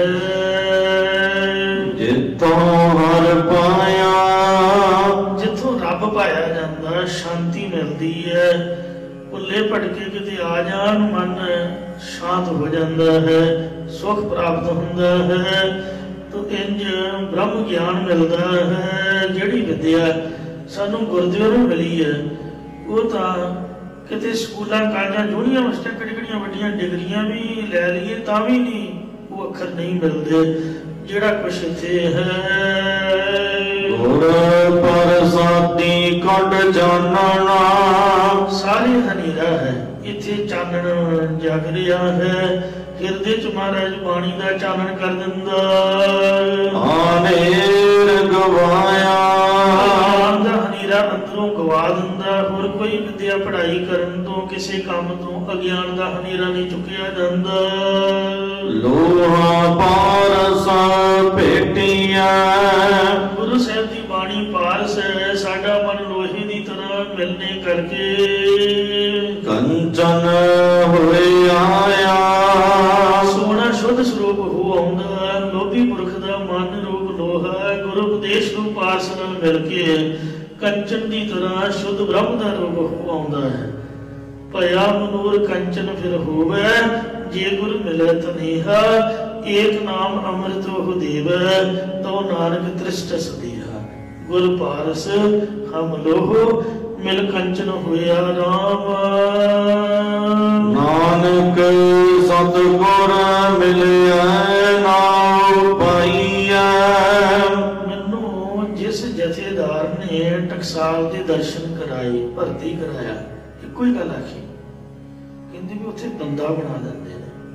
जे तू जाएगा ना ते बंदा बना देंगे ने। सचमुच ही मैं देखिया कि जे बंदे बनते ने तां दमदमी टकसाल च बनते। महापुरख ऐन पूरा बंदे नूं घड़ के दबका भी मारना, झड़का भी कई बार ताड़ना भी करनी।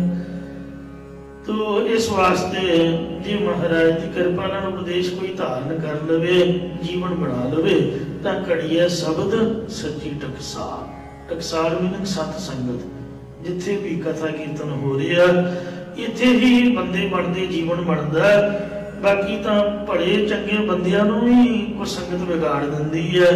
ਇਸ ਲਈ ਮਹਾਰਾਜ ਕਹਿੰਦੇ ਨੇ ਭਾਈ ਪੂਰੇ ਸਤਿਗੁਰਾਂ ਦੇ ਨਾਲ ਮਿਲਣੇ ਕਰਕੇ ਨਾਮ ਅੰਮ੍ਰਿਤ ਨੂੰ ਪਾਈਦਾ, ਤੇ ਤੁਸੀਂ ਵੀ ਪਾਓ। ਮਿਲ ਨਾਮ ਤੇ ਆਇਆ, ਉਹਨਾਂ ਨਾਲ ਮਿਲ ਕੇ ਹੀ ਪਰਮੇਸ਼ਰ ਦੇ ਨਾਮ ਨੂੰ ਧਿਆਉਣਾ ਕਰੀਦਾ ਹੈ।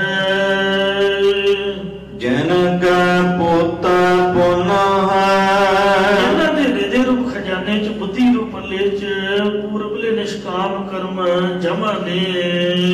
ਤਿੰਨੀ ਦਰਸ਼ਨ ਪਾਇਆ, ਉਹਨਾਂ ਨੇ ਬੰਦੇ ਬਣ ਕੇ ਪਰਮੇਸ਼ਰ ਦੇ ਦਰਸ਼ਨ ਪਾਏ ਨੇ। ਹੁਣ ਰੱਬ ਤਾਂ ਆਪਾਂ ਵੇਖਿਆ ਨੇ, ਰੱਬ ਵਰਗੇ ਮਹਾਂਪੁਰਖ ਮਿਲੇ ਸਨ ਜ਼ਰੂਰ। ਜਿਉਂਦੇ ਜਾਗਦੇ ਰੱਬ ਉਹਨਾਂ ਬਾਰੇ ਮਸ਼ਹੂਰ ਹੈ ਕਿ ਜੇ ਜਿਉਂਦਾ ਜਾਗਦਾ ਰੱਬ ਵੇਖਣਾ ਤੇ ਬਾਬਾ ਠਾਕੁਰ ਸਿੰਘ ਦੇ ਦਰਸ਼ਨ ਕਰ ਲਓ, ਕਿਉਂਕਿ ਅੱਠੇ ਪੈਰੀ ਬਾਣੀ ਪੜੀ ਜਾਣੀ, ਹੋਰ ਕੋਈ ਕੰਮ ਹੀ ਨਹੀਂ। ਤੋ ਇਸ ਲਈ ਸੰਗਤ ਦੇ ਦਰਸ਼ਨ, ਰੱਬ ਦੇ ਦਰਸ਼ਨ ਨੇ ਉਹਨਾਂ ਨੂੰ ਮਿਲਦੇ ਨੇ ਜਿਨ੍ਹਾਂ ਦੇ ਪੂਰਬਲੇ ਕਰਮ ਚੰਗੇ ਨੇ। ਗੁਰੂ ਮਹਾਰਾਜ ਕਿਰਪਾ ਕਰਨ, ਭੁੱਲਾਂ ਚੁੱਕਾ ਖਿਮਾ ਕਰਨ ਦੀ ਅੱਗੇ ਤੋਂ ਸਮਤ ਬਖਸ਼ਣ। ਨਾਨਕ ਸਤਿਗੁਰ ਮਿਲਿਆ